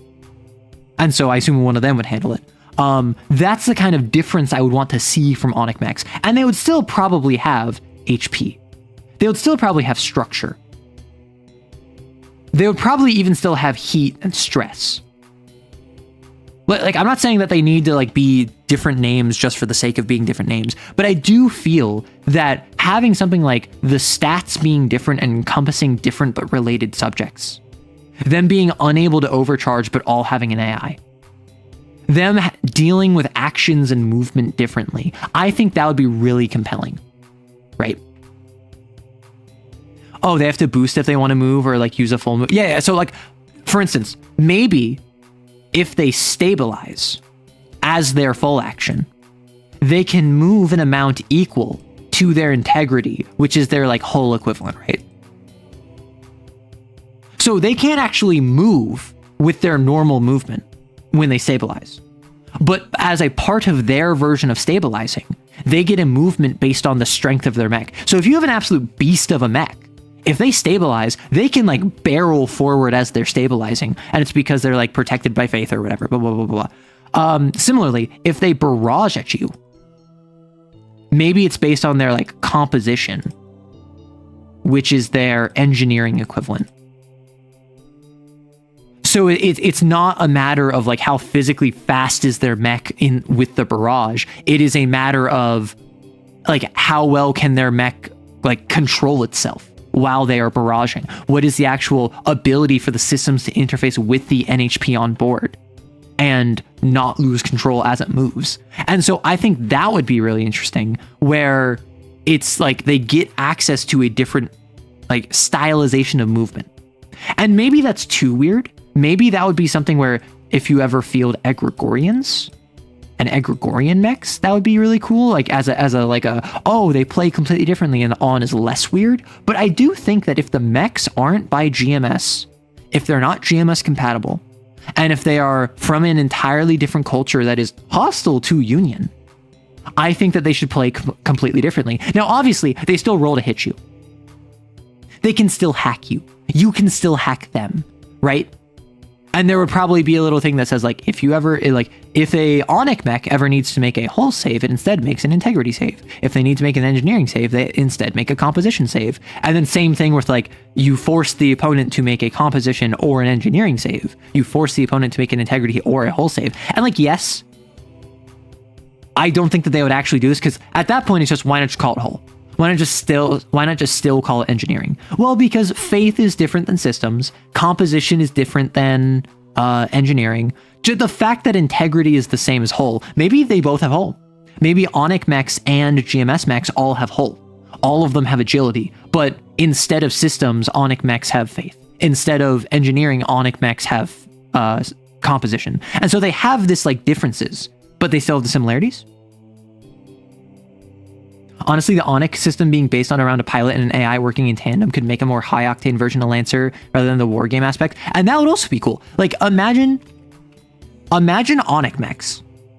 You play them like your AC6. Like it's a board game equivalent of AC6. The reason I didn't go that far is, one, because I didn't think about it. But two, because I feel like you would want the Onic mechs to be compatible on the same tabletop as GMS mechs. And I think that if all Onic mechs had a minimum speed of 6, and all of them have like, you have to move at least 3 speed every single turn in a straight line in a direction of your choice to represent the momentum of like flying around. And like all of them have way lower, like none of them have any structure, none of them have any stress, but all of them have really high HP. So like a tier 1 Onic Ascendancy mech might have like 24 HP, but it doesn't have any structure, right? Which like your standard enemy doesn't have any structure and they have like 12 HP. But an Onic Ascendancy mech, the whole thing with them is that they have low armor, they have no structure, but they have really high HP, right? And that might be interesting as an alternative, right? And I don't know if like making an entirely different system would be the right play. I don't think that would be conducive to what Lancer wants. For instance, Lancer Battle Group. Battle Group? The ship game. The capital ship versus capital ship game. That is an entirely separate system that you cannot field a ship in the same combat as a Lancer mech.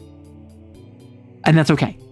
because Lancer mechs probably aren't going to be fighting ships. Lancer mechs might be fighting Onyx mechs. They're probably going to be fighting Onyx mechs, which means that they should probably have the same baseline mechanics of roll a d20 to shoot. If it's a 20 or higher, it's a crit. Like, hit their evasion, blah, blah, blah, blah. Will this include on ships and vehicles? I mean, so the on ships and vehicles, I would probably do the same thing, but for battle group.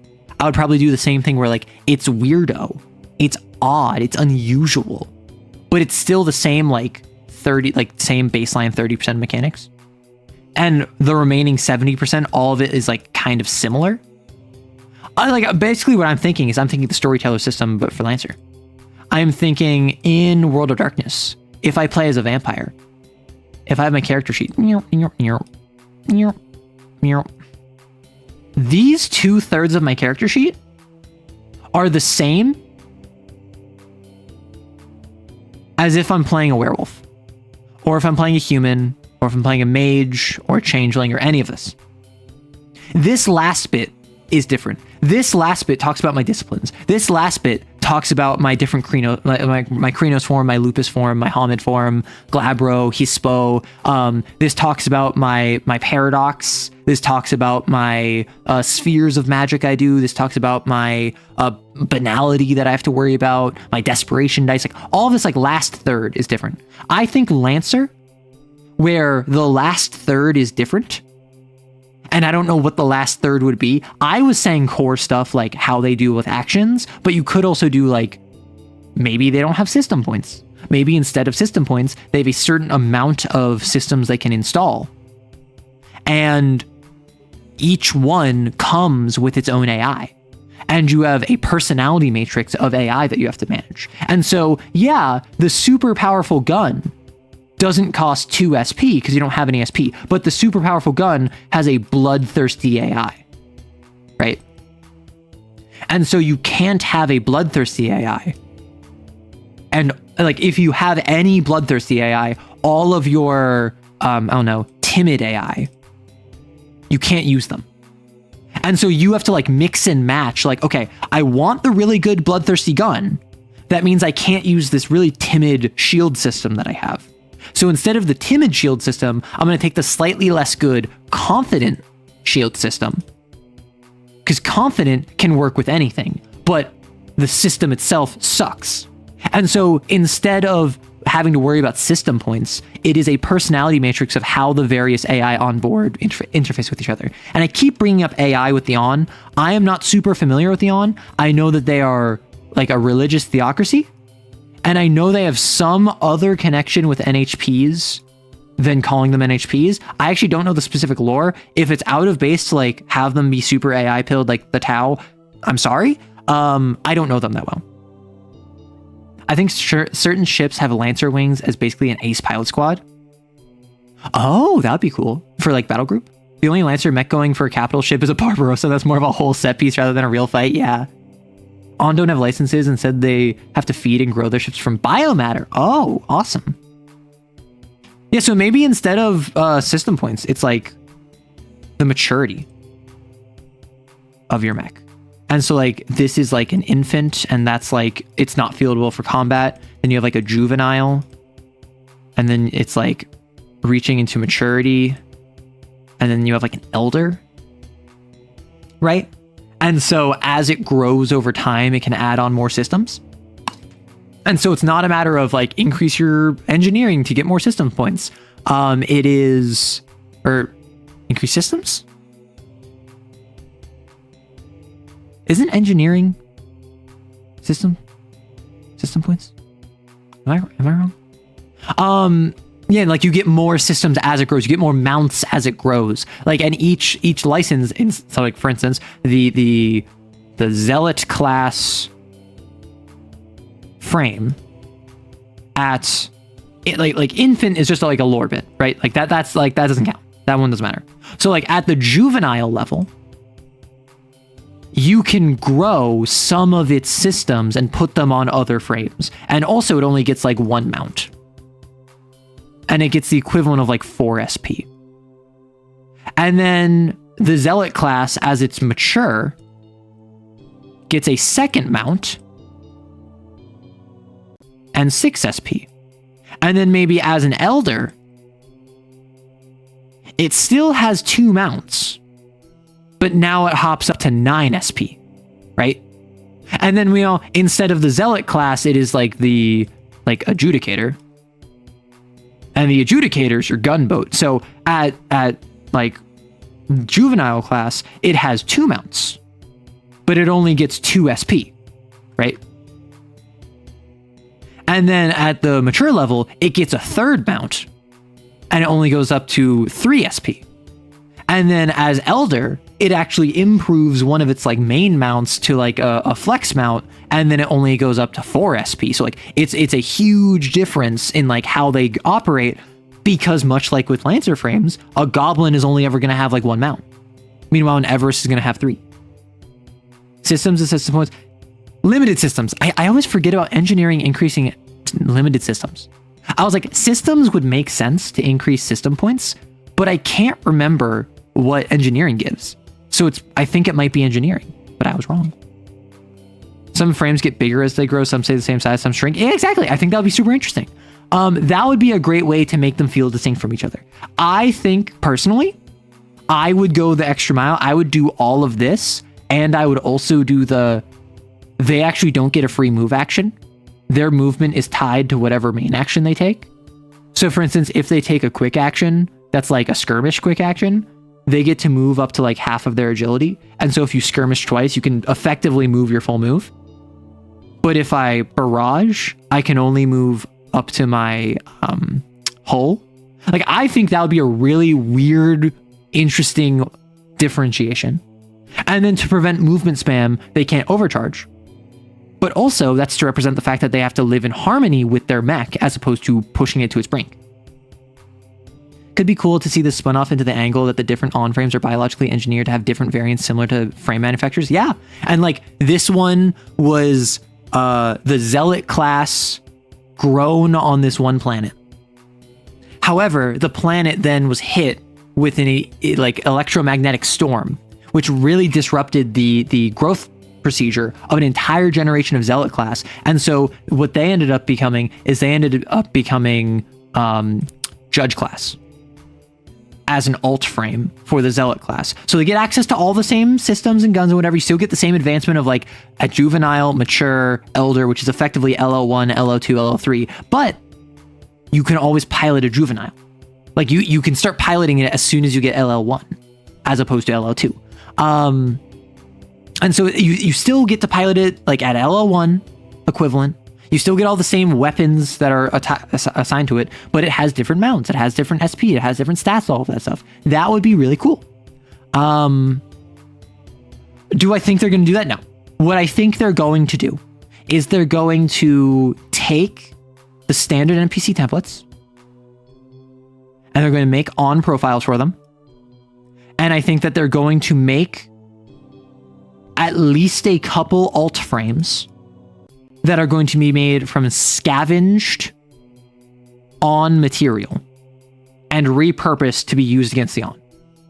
Like if we get like a field guide to the Boundary Garden, my interpretation is that we're not going to get probably any directly onic frames. We are going to get frames and alt frames that are explicitly repurposed by the manufacturers against the on. Probably, my first thought is Harrison Armory, but Harrison Armory, I don't know how involved they are in Boundary Garden. I could see SSC getting really involved.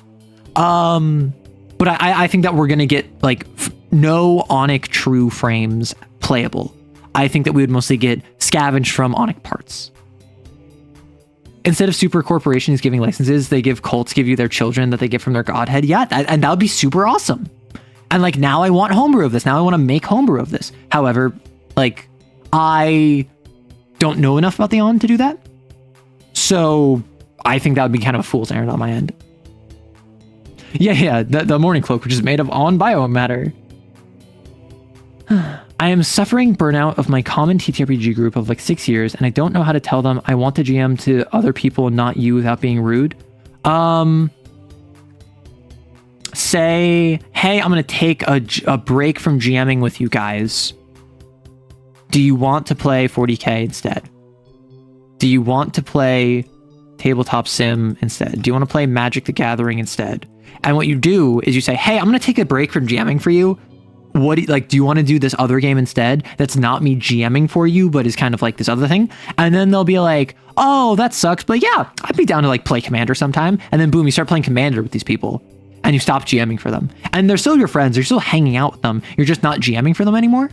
And like, oh, do you want to like play Marvel Rivals instead? Like you can do anything. Like, do you want to paint minis instead? Like you can do other things than play TTRPGs with them. And you just have to tell it to them straight, like, hey, I'm going to take a break from GMing for the group for a while. Here's this other thing instead. Do you want to do that? Do you want to play board games? Do you want to play card games? Do you want to play video games? Like whatever it might be. And then they'll probably be like, sure. And one of them might say, hey, I want to run for you. That's a conversation to have if that comes up. But ultimately, it's just like, it's not that big a deal. Like, as long as you express interest in continuing to hang out with them, they're not going to be offended. And if they are, that's a them problem, not a you problem.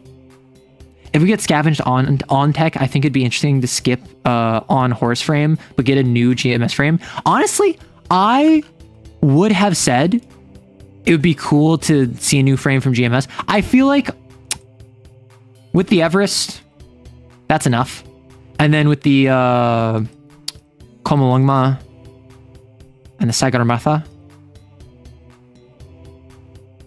I already know a bunch of people that don't know these exist. Or rather, it feels as though very few people recognize that they exist. I already feel that this is like more than GMS needs.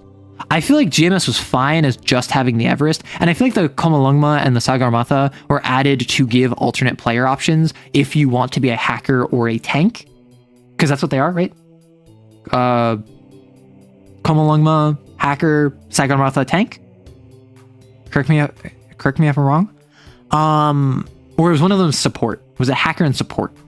Anyway, those were gameplay options more than they were narrative options. I think what would have fit better, and I guess like they kind of are alt frames of the Everest, and they're even named after the same mountain, but I do think that giving you the ability to swap out one of your, like a profile for the Everest, like you drop the main mount and get an ability to hack kind of deal.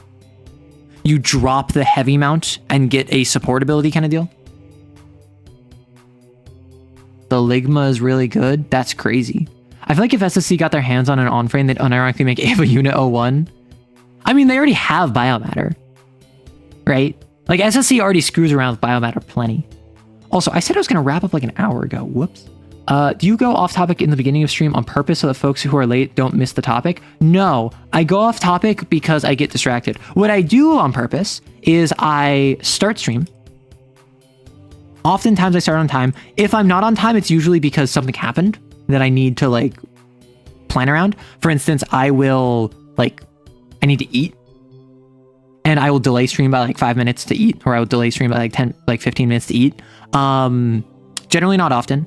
I try to avoid that. And then I will leave it on the starting soon screen, the BRB screen. Usually for like a couple minutes. Recently, I've started chatting during that, and I think that kind of defeats the purpose. But it does mean that when you join, you immediately get content, which I think a lot of people appreciate. I do the BRB screen for a couple of minutes, mostly on Twitch, because an ad starts within 5 minutes of me starting stream. But here on YouTube, I just do it so that you have time to file in. And then me getting distracted is almost always because I just get distracted. What I do I've tried to be better about actually talking about the topic. For a while, I would just like come up with a conversation topic, put it in the title, and literally like not even try to talk about it, because I was like, if it comes up, it comes up. If it doesn't, it doesn't. I've gotten enough people complain that I figured I should make an effort to talk about it. So I made an effort to like talk about homebrew today. But ultimately, like, I think if you're a regular, if you watch the stream regularly, you don't show up for the conversation topic. You show up to see the distractions, to see the tirades, to see the diatribes, and maybe, I mean, if you're watching the VOD, please let me know. Like actually, you listening to the VOD right now, comment below and let me know do you appreciate the random tirades and tangents and diatribes, even if you can't participate? Or is that something where you would prefer I just have like a 2-hour stream where I talk about the topic, I go on a little bit of a tangent, but ultimately I keep it pretty tight-knit, and then I go back and I'm done, right? I don't know. You, if you're watching the VOD, please let me know. A 5th official mech manufacturer would be great. I don't think so. I don't think we need that. Like, yes, that would be cool, but we already have a 5th one. We already have GMS, right? GMS is already the 5th main manufacturer. And I think adding in another main manufacturer outside of like the lore implications, because I really can't think of any names off the top of my head that it's like, oh yeah, that would be a perfect fit. Like maybe the Royal, is it RKF, Royal Karakin Foundry? Like I could see the RKF being a manufacturer. That's really the only one that comes to mind. But outside of that, like every other like manufacturer is either too small to be important, or they are a subsidiary under one of the larger manufacturers. Well, so in lore, GMS is the largest manufacturer of mechs in the entire galaxy. And I read this, and then I got confused. Because maybe I didn't read it, maybe it was like a Zactec video. My understanding was that the big 4 in lore is GMS, IPSN, SSC, Harrison Armory. The big 4 in game is Horus, and then IPSN, SSC, Harrison Armory, right?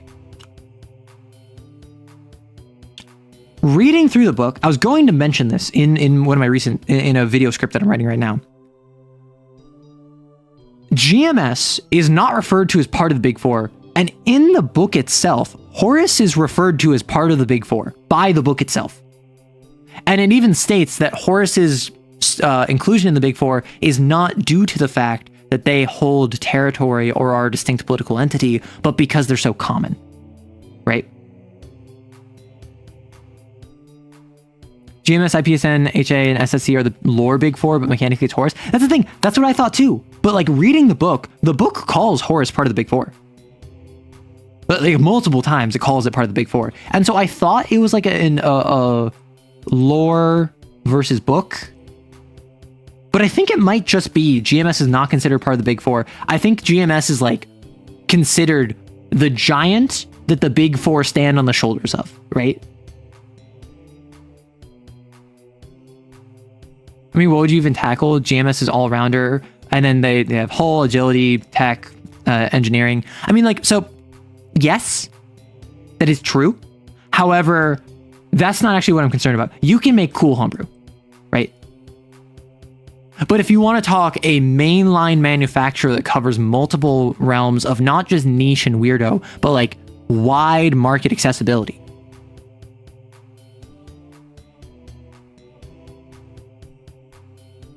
I think that what you would have to do is you would have to be either combi or extreme. What do I say? Combi, hull/agility, system/engineering, right? If you have a manufacturer where all of their mechs are combi mechs, for instance, IPSN, hull. Drake, very clearly hull. Tortuga, very clearly hull. Blackbeard, kind of hull agility. It kind of needs to smooth. Lancaster, kind of hull engineering. Kind of needs to like repair. Needs to have repair caps. Or I think hull is repair caps. I think that would be interesting. A manufacturer where all they make are paladins and rangers. All they make are guys that aren't very good at one particular thing. They're good at 2 things. They're okay at 2 things. Or extremes. It's a manufacturer where they only make the Drake and also the Duskwing and also the Goblin and also the Genghis, right? they only make the most extreme of all of the stats. And so you're not going to get a mech that has like decent engineering, even though it's primarily focused on systems. You're going to have a mech that is like systems only, and it has a negative to its engineering and its tech attacks, and also it has like 8 HP and no armor, and like it is only the extremes. And the issue there is that that's kind of just like making the goblin but like again, and that's just making the drake but like again, and that's making the Sherman but like again, and so that's where you hit the issue with the extremes. And if you go combi, well, then you don't have an identity. So that's where I think that it's kind of an issue if you try to keep it tied to all the stats. I think if you ignore the stats, and like, for instance, when I made the consortium, the thing I chose was save. I chose the save as the main stat that the consortium is built around. So all of them have a minimum save DC of like 12. And the goal of them is that they're going to force you to make saves. And if it's the behemoth, it puts you on fire and makes you make saves to like put out the fire on you. If you are the Kraken, I'm gonna make you make saves to resist being grappled. If you are the Leviathan, I'm gonna make you make saves to avoid being hit by the explosions from my pylons. Like all of them are revolving around the save, which is not hull, which is not systems, which is not engineering, which is not agility. And like the behemoth is very hull oriented. The Kraken is very systems oriented. The Leviathan is kind of none of them, right? A lot of the GMS mechs are used for non-military stuff. Yeah, that's fair. Yeah, without homebrewing something extra, it's a little tight. I mean, and that's what I'm saying is that like, I think that's like the consortium's role is like, oh, this is a bunch of saves. I'm going to give you a bunch of save stuff. In the Burger Creek video, he came up with multiple different homebrew factions that he was spotlighting. And of them, like there was ones that were super niche specific that would not have any mass market appeal. There were ones that were focused on flying. There was really cool ones. There was really lame ones. There was really specific ones. There was very broad ones. But you can't really have a full big 5 manufacturer like that, right? You have to have a big 5 manufacturer that has a niche, but ultimately has a big enough niche to be part of the big 5. So I don't think that it would make sense to add a 5th unless that 5th was the RKF. And the issue with the RKF is that they're basically just SSC, right? They're basically just SSC. Do you have a place where your Kane Valentine short stories like the one with Sister and Bridge are compiled? I think I may have posted some of them to the Discord. I don't think I have though. I would like to release them as part of a zine upcoming. But unfortunately, I'm focused on other things right now that I can't do that. So what I could do, I've considered reading them and posting them on YouTube. I think that might be fun. I have also considered just like posting them on Patreon. Like drop them on Patreon. You can read them there if you want. If not, no worries. So yeah, I might drop some on Patreon because I have 3 of them. I have 3 short stories that I wrote up. Each manufacturer in Lancer launched missing a type of mech, but got one later except IPSN. So what would you want from IPSN artillery mech? What were they missing? So IPSN didn't have artillery. That makes sense. Oh, sorry. The Leviathan is an artillery. I forgot artillery was a thing. SSC, did they not have a striker? No, they definitely had a striker. Did they? No, they like only had snipers. I think they didn't have a striker, would be my guess. Or they didn't have a defender. Would be my guess. Horus.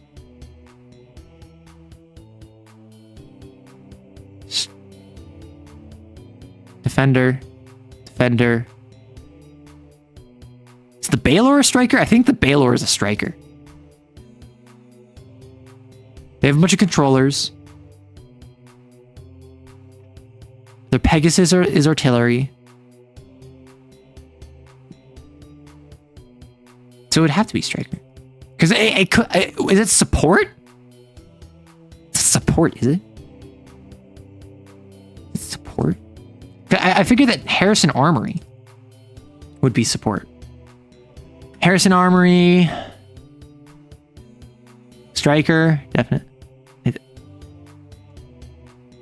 Goblin's support? I thought Goblin was controller. Yeah, SSE didn't have defender, then the White Witch launched. You believe Baylor is defender / striker? Yeah, so I thought that the Harrison Armory would be support, and then they got the Sun Zi. What is Horus? Is Horus striker? Did Horus not launch with a striker? Because like the Manticore, I think is a... What is the Manticore? Lancer. Manticore. It is a striker, yeah. What did Horus not launch with? Artillery, striker, defender, support, controller. It's 5. Horus launched with everything. That would make sense. Because like I can't think of anything that they didn't have. Because like Harrison Armory getting the support, the Sun Zi, the Sun Zi. I don't know. I made a whole video on it. I thought it was cool. I don't. My issue with the Sun Zi is that it feels very reliant on teleporting. And that is such a dumb thing to say, because obviously, but the Sun Zi, if your allies can't teleport, and you're not fighting an enemy who teleports, like half of your passives don't matter. I think literally none of your passives matter if no one else is trying to teleport. Then on top of that, all of your systems, like, yeah, you can teleport, but I think you get like grenades and that's it. And everything else is about teleporting. Am I wrong? Am I wrong about that? Because I remember reading the Sun Zi and being underwhelmed. Like the Morning Cloak has got to be the single most disappointing frame out of all of them, because it's just so like, it's not even mid, it's just bad. And it's cool, right? I like it. I like the look of it. I like the idea behind it. I like the vibes behind it. It is just mechanically not all that, right? The Sun Zi is another one that I look at it and I'm just like, I'm just not enthused, right? Most mechs in the game, like I would say there's like 52 mechs, I think. Of like the 50 some odd mechs, not including the Everest and the Komolungma and the Sagarmatha. Not including those, but including alt frames. That's like 55. I want to say probably like 50 of them. Because I haven't done Duskwing, I haven't done Calendula, haven't done Amber Phantom, and I haven't done the 3 GMS ones. So that's 6. So I've done 49 of them. Of like the 49 that I've done, I want to say like 45 of them, I've walked away from the short I did on them saying I want to play this, right? Like Lancer is very good at making alternate options that are all really cool. I didn't care about the Raleigh until I made a video on it. I'm like, okay, I could play Raleigh. I didn't care about the Tortuga until I made a video on the Tortuga and I went, okay, I can make a Tortuga. The Kid, I thought was like, I don't care about the Kid. I want to play a Kid. Like, Kidd, Captain Kid. And like, that's the same with a lot of the different Lancer mechs, right? A lot of the different Lancer licenses. I just didn't care about them until I researched them and I did a video on them and I walked away excited. Like the Vlad, I didn't care about the Vlad. I think playing the Vlad would be cool. The Morning Cloak, the Sun Zi, honestly kind of the Kobold a little bit. The Viceroy. Actually, the Viceroy was really funny. I'm thinking of the Tagades nuts. Defenders don't mesh with SSC, so their defender is heavy into adaptability. Same with Sunzi and aggressive support. Yeah, artillery doesn't help IPSN's heavy bulky mechs. I mean, if you told me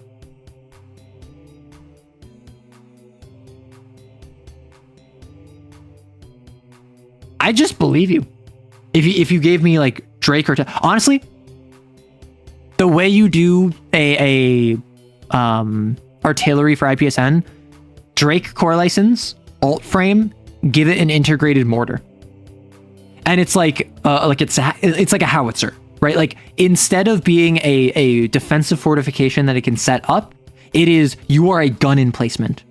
And maybe it has like two configurations. One is anti-air, one is tank.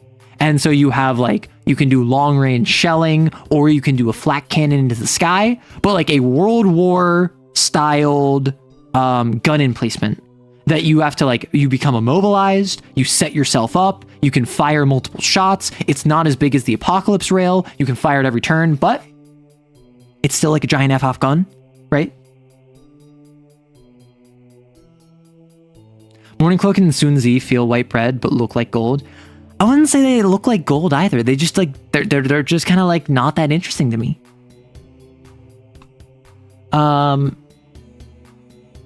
Yeah, so that is the final Q&A question. We have gone 4 hours, so I'm going to close the Q&A section. If anyone else has any other last thoughts to let me know, now is the time to say it. Otherwise, I'm going to hop off, and tomorrow we're going to hop on Twitch for 1000 X Resist. We're going to continue playing. I was expecting Doomed Yuri, and I got Doomed Yuri, followed immediately by Generational Trauma.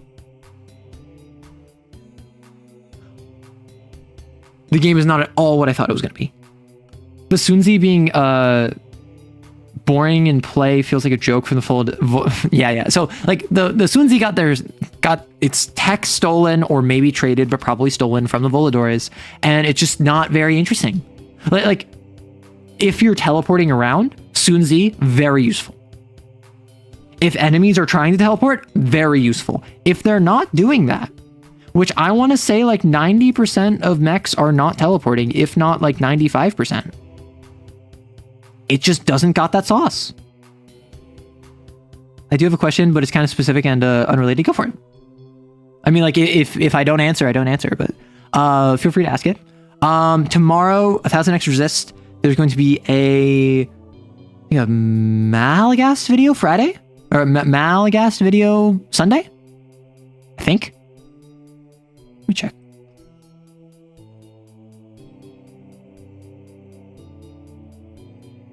Malagast on Sunday. And then it's going to be a probably voiceover Monday. I'm going to stream on Tuesday is the goal. And then Wednesday is going to be a long form Lancer.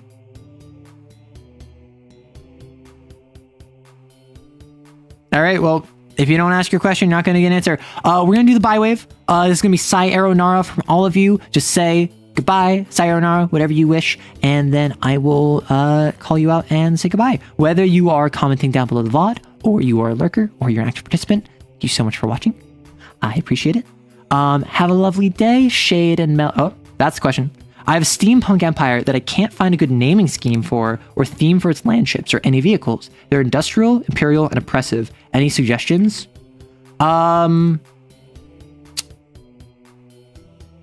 Great Britain royal houses, courts of Chinese empires,